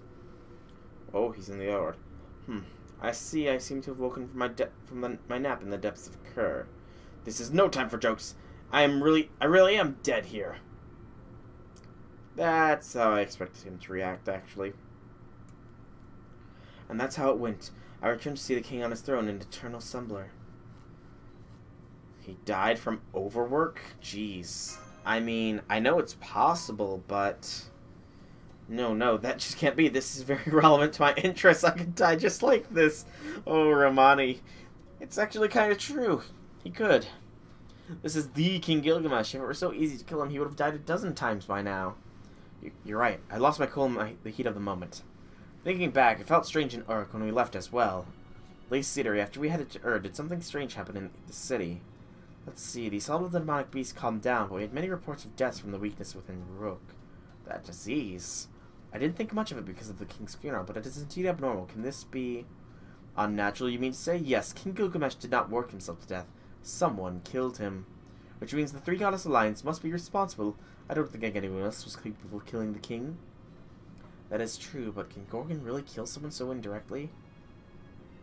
Well, Quetzalcoatl is all about physical combat. Yes, within the Three Goddess Alliance, there is no goddess that can perform such an assassination. Huh? What are you guys talking about? Hold on, Mash, soul. Ishtar isn't in the Three Goddess Alliance. She kept getting in our way, didn't she? What? Ishtar isn't in the Three Goddess Alliance? I thought she was. Oh, now that you mention it, you're right. She was killing Gorgon's demonic beast, which would be against the Three Goddess Alliance rules. But if so, then who's the third goddess? But wait.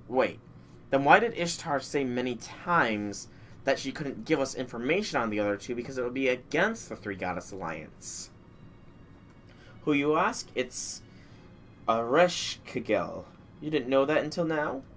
She's a god indigenous to this land, yes? Queen of Kerr, ruler of death and phantoms.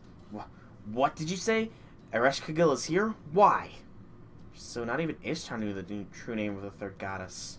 But how? The only Sumerian deity left in this area should be Ishtar. All is well in the underworld.